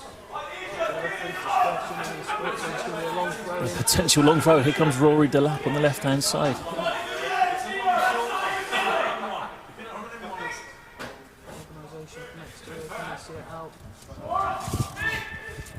It's dropped on the edge of the box. There it is. I think this is going to be the final whistle now. And that is it. It's all over. So Exeter City progressed to the 3rd round of the FA Youth Cup with a 3-2 victory after extra time over Cheltenham Town. But what a real war of attrition. Tough conditions in the early part. The rain ceased towards the latter stages of this game, but the heavy pitch certainly played its part in the game today. It's a fantastic game, like we just said, and credit to the young Grecians for all the work and preparation that we've put in the last few weeks, and it's been brilliant to see. Hopefully everyone at home enjoyed the game, enjoyed seeing some of the talent that we've got here at the club and from other clubs as well. We look forward to hopefully winning the 3rd round live. Me and Macca might be invite it back. We might be booted off. done a good job, so let us know if we have or haven't. But it's been a pleasure to be with you this evening, and we'll hopefully see you soon. Yeah, absolutely, Shalom. I think it's been a cracking game of football. A real advert for the age groups of under-18 football, and it's been approached in a really good manner. That both teams played with a lot of respect for one another.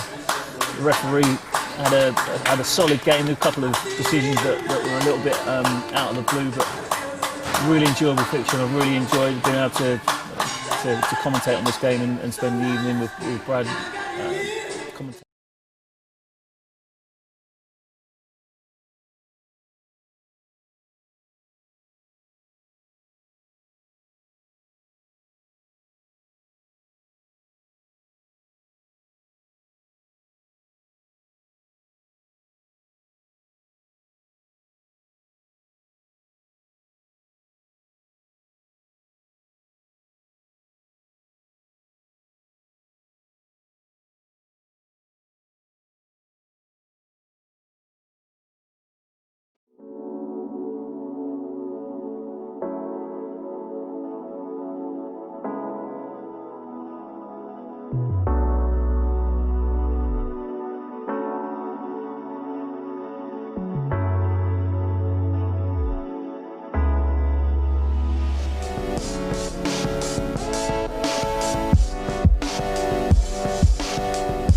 This is the substitute, Alex Fisher.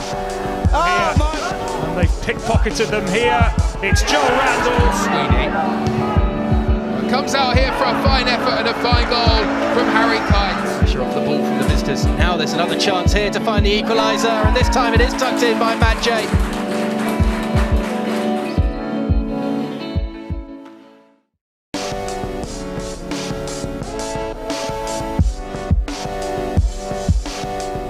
And this is the substitute, Alex Fisher. Oh, my. And they've pickpocketed them here. It's Joel Randalls. Comes out here for a fine effort and a fine goal from Harry Kite. Pressure off the ball from the visitors. Now there's another chance here to find the equaliser, and this time it is tucked in by Matt J.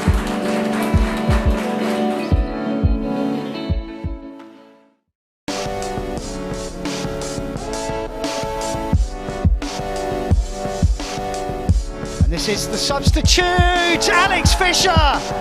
Oh, my. And they've pickpocketed them here. It's Joel Randalls. Comes out here for a fine effort and a fine goal from Harry Kite. Pressure off the ball from the visitors. Now there's another chance here to find the equaliser, and this time it is tucked in by Matt J.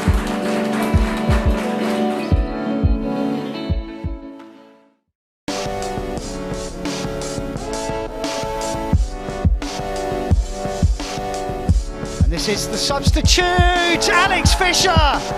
Oh, my. And they've pickpocketed them here. It's Joel Randalls. Comes out here for a fine effort and a fine goal from Harry Kite. Pressure off the ball from the visitors. Now there's another chance here to find the equaliser, and this time it is tucked in by Matt J.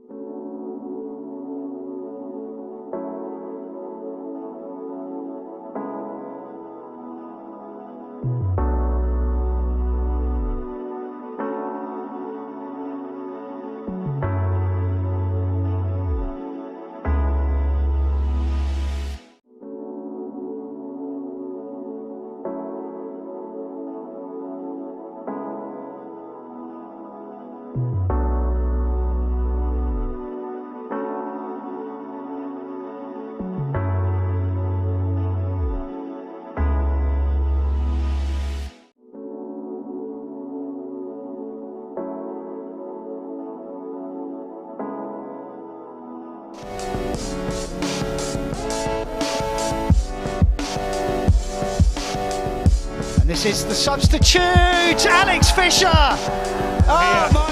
And they've pickpocketed them here. It's Joel Randalls. Comes out here for a fine effort and a fine goal from Harry Kite. Pressure off the ball from the visitors. Now there's another chance here to find the equaliser, and this time it is tucked in by Matt J.